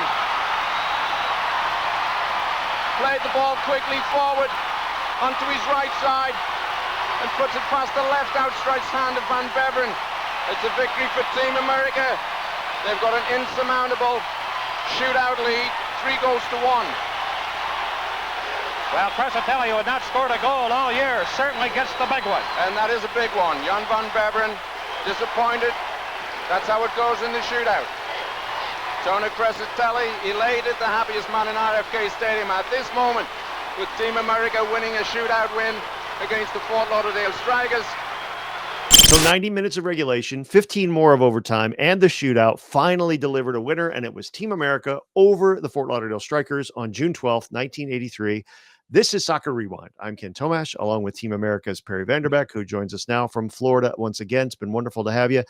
You win this game, you're 6-4. It's a positive few days for Team America here. 2 wins securely on first place in the Southern Division. What was the feeling on the club as the results were coming in? Well, it was very much unexpected, but I tell you what, the excitement around the players and training, when, you're being criticized going into the season, you're working hard, we're trying to get to it. And next thing you know, now, we're sitting top of the league. The temperature in the room for the players was very good. And obviously, we were kind of overachieving what we're expected. And so again, everybody's in a good frame of mind going forward. So, and when you're down a man, obviously defense is key. Talk about the job that Arnie Mauser did for you all game, but especially in the second half. Fantastic. I'll tell you what, Arnie, first-class guy. And again, when you're a player on the field, one thing you're concerned about, obviously, is your goalkeeper. And when Arnie and Mauser, Paul Hammond, for me, Winston DeBose, David Bursick, those 4 goalkeepers, I tell you what, I had complete confidence, when those guys were playing in the Olympic team, the national team, or for Team America. And, Arnie just, he's a big guy. He's got size. He just knows how to read the game. He's excellent on the line. And again, obviously, because of his size, he comes out and, was able to, get the crosses and things like that. So, without him, I'm not so sure we win the game. Let's take a look. We mentioned Steve Wegerle figuring in the tying goal by Fort Lauderdale. Let's take a look at that here now and kind of walk us through how this happened. Yeah, so again, they're just playing a ball around the top of the box and just trying to close down Segota. And again, I can't really get close to Steve, and he just takes one touch and he closes it. But you see Brian Kidd, he's in between 3 of our defenders. It's not like we, he had an open net. So again, looking at the tape afterwards, as we always do, it's, first of all, trying to show Steve outside, which we did. and he gets along the byline. But again, we get a bit cleaner, inside the 6-yard box where he's able to serve it to, one guy, and we got, 3 other defenders in there. So, we've got plenty of guys in the box closing the ball down. But you look at Steve Regular right here, his first couple steps right there, tough to defend. He knew that, we couldn't get to him. And before we got to him, he was able to serve the ball. And for, Arnie Mauser, he's on his goal line. And again, when you got a guy heading the ball inside the 6, we just can't let that happen. So we were frustrated with that. And again, you just, and it's hot and okay, but we never gave up. We never gave up. Nice finish by Kidd. It was a very good finish. Yep. So 15 minutes of overtime. The term golden goal was not yet a thing, although it would have been sudden death had somebody scored. Then the shootout. What was your philosophy on how to approach the shootout as an offensive player? And I looked this up. Before that year, you had never taken a shootout in the NASL. Everyone approached it differently. I remember Neil Roberts used to like to flick the ball softly over the head of the goalie. Some guys would shoot early. Some guys would try to do moves. And like I said, so this was the first time this year, you had taken one obviously in the season opener at Seattle. What was your philosophy when you're the offensive player in the shootout, 35 yards from goal with 5 seconds to shoot? So my first touch was important. Okay. And then again, it's the weight of that touch. So again, it's your first touch. All right. And all I got to do is take one more and then look at the big goal I got. Okay. And again, as he's setting his feet down, I try to play it as quick as possible, because you can see as his feet are kind of off the ground, that's how I'm looking to play the ball. Because once his feet are on the ground, then he's set. And it's just, and again, I just, it helps your confidence. I mean, I think the week after I took one with the Cosmos and, you do it again. So some guys, will raise their hand, but I just never thought twice. I said, here, give me the ball. This is something I want to do. But again, because, you practice it after training.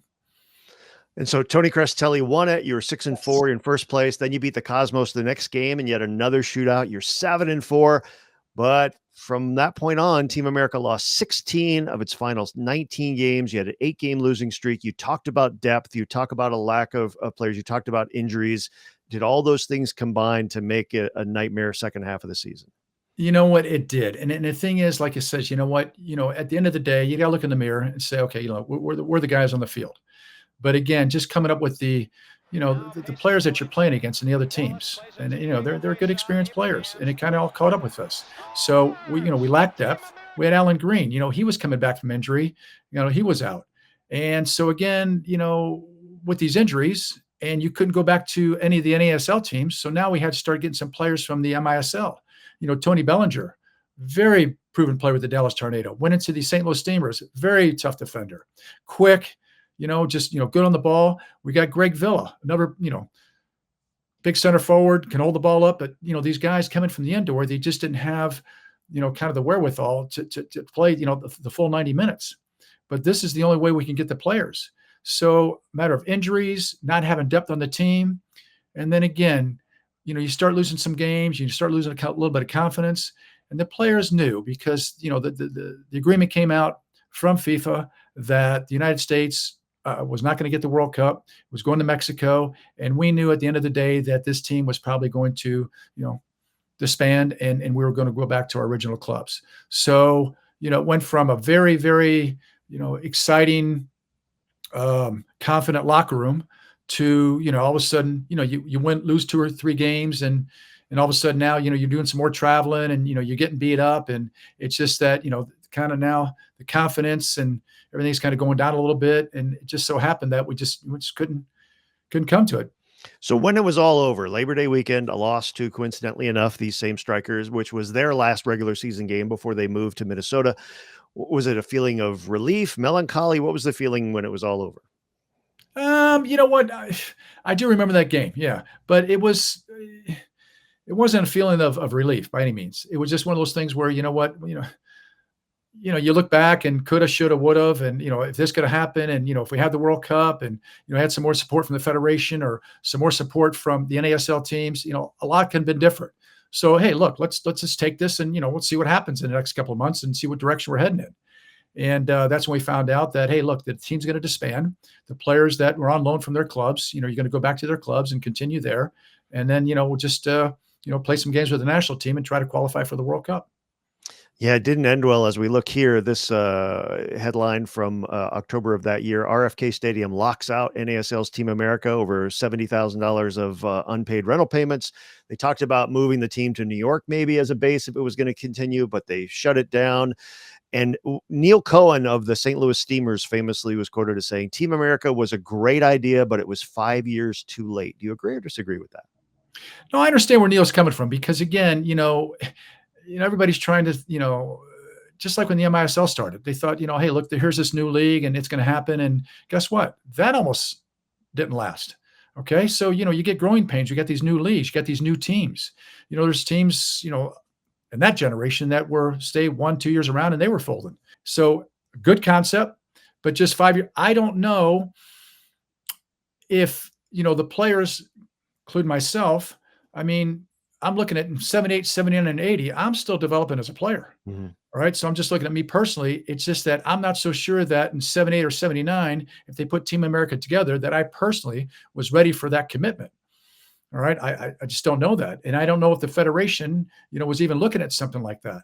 So because we only got together for international breaks and, and they were very few and far between, that, okay, so, where are we at with the national team? Because again, we really didn't have the respect, obviously, that we have now. We really didn't get together until the Cosmos were out of the playoffs or had some off time because they got 5, 6, 7 guys that were on the national team. So it was like one of the top clubs in the world was actually dictating when the Federation was getting our players together because we didn't have the budget. And people just need to understand that in that generation, that's kind of how it was. It wasn't until that, when MLS, we had the World Cup in 94, and that surplus of money says, you got to have to start MLS. Now, all of a sudden, now the Federation has some money, and now the national team program, it takes off.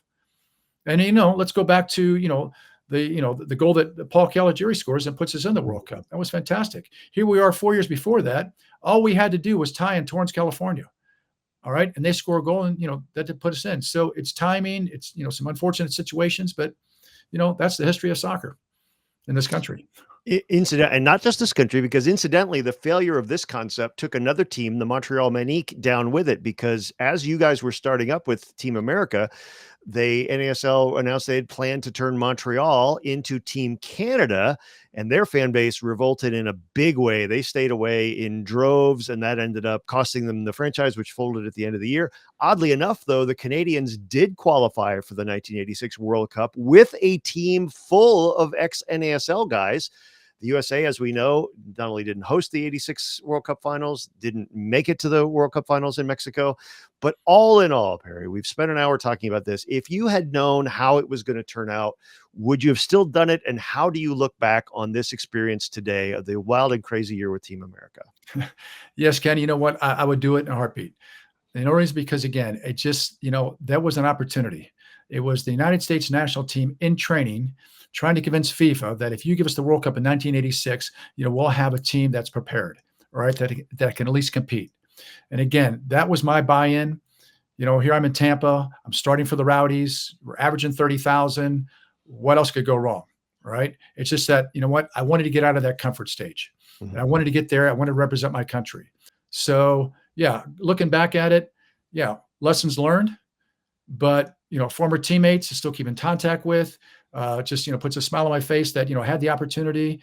And again, just, having this opportunity, Ken, to, be interviewed by you and just kind of reminisce about those days, those times, I just, puts a smile on my face and just say, you know what, I'd do it again. That's great. Perry Van Der Beck, Team America may be a footnote, but you are a highlight, my friend. Thank you so much for joining us here on Soccer Rewind. Thank you, Ken. Really appreciate it. That's it for this week. Remember to like this video, subscribe to the channel, send us an email. Here's the address, rewind@ken.com. Let us know if there's a game you want to see or someone you want us to interview. And if you have sitting somewhere, if you have old VHS tapes of great games from the past, let's find a way for us to get them on this channel as well. We want this to be your channel and for you to enjoy it as well. All right, that's it for now. We'll be back next week with another great episode of Soccer Rewind. I'm Ken Tomash. Thanks so much for watching.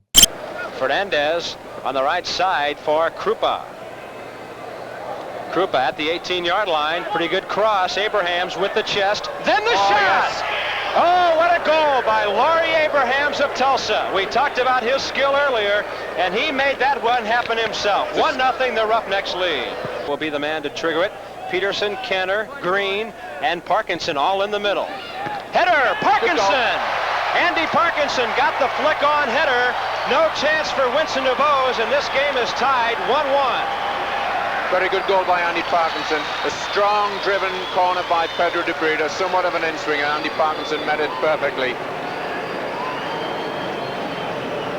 Here we see it again. Pedro really strikes this ball. Right foot, in-swinger. You'll see Andy come to meet the ball. Nodded down to the left side of DeBose. No chance for the goalkeeper. Al Fernandez was stationed at the post, but he couldn't do anything about it.